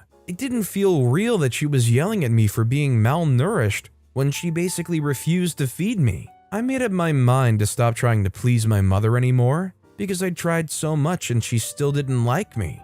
Imagine if a sick 10-year-old kid comes to the conclusion that their parent hates them and all the emotions that come with it. All of my brothers had moved out for years at this point, and although they asked me to come and spend time with them on a regular basis, my mother always said no, lying on my behalf that I was too busy or that I did something wrong and was being punished. Soon, they stopped asking because the answer remained the same. I continued to dance, but more for myself than my mother, and it began to feel a little more comfortable for me. Sure, I did put on some weight, but I was no longer feeling lightheaded and tired all the time. I was healthy and doing well in school and with my friends. My relationship with my mother was getting worse by the day, because it was almost as if she hated that I was happy and thriving and finding joy in the things I did. She tried to ground me multiple times and lie about things I didn't do, but I had known her long enough to know how to avoid her tactics. On my 16th birthday, my mother gave me a ring and some money. Or rather, she left me to wake up to it without so much as a happy birthday. My two oldest brothers gifted me money as well, while my third brother picked me up from school and took me to open my first bank account. And my father gave me a crash course on how to fix a tire and a busted engine, as well as my first driving lessons. After my birthday, my mother started to be a little nicer to me. You could tell that it was fake, but I was a little desperate for any kind of relationship with her, so I went along with it. We spoke about a lot of things, and she started to prod about my life and boyfriends and friends. I was very introverted with only a few friends and no boyfriend, but she didn't believe me, even starting to accuse me of hooking up and sleeping about with my classmates, not letting up until we went to the OBGYN and got me checked for being a virgin, as well as other very odd-seeming things like how fertile I was. Things started to seem odd at this point, so I kept my third brother updated with everything that she did, hoping that deep down she wasn't trying to do something stupid. During the summer, I intended to get a job to start saving up for college, but my mother blatantly refused, claiming that she didn't need me stressing myself and getting darker or slimmer. I was confused and asked for an explanation, but she refused to give any context. My mother only let me go out for ballet practice, making sure to stuff me with food as much as she could, and checking my complexion to see if I went out in the sun at all. Her niceness was getting scary, and sometimes she would randomly hand me wads of cash, which was probably the scariest part because she absolutely used to hate giving me money or anything at all before. The day I knew that her kindness wasn't innocent was the day that I casually started discussing how one of my older brothers suggested that I attend college in their city so that they could help pay for it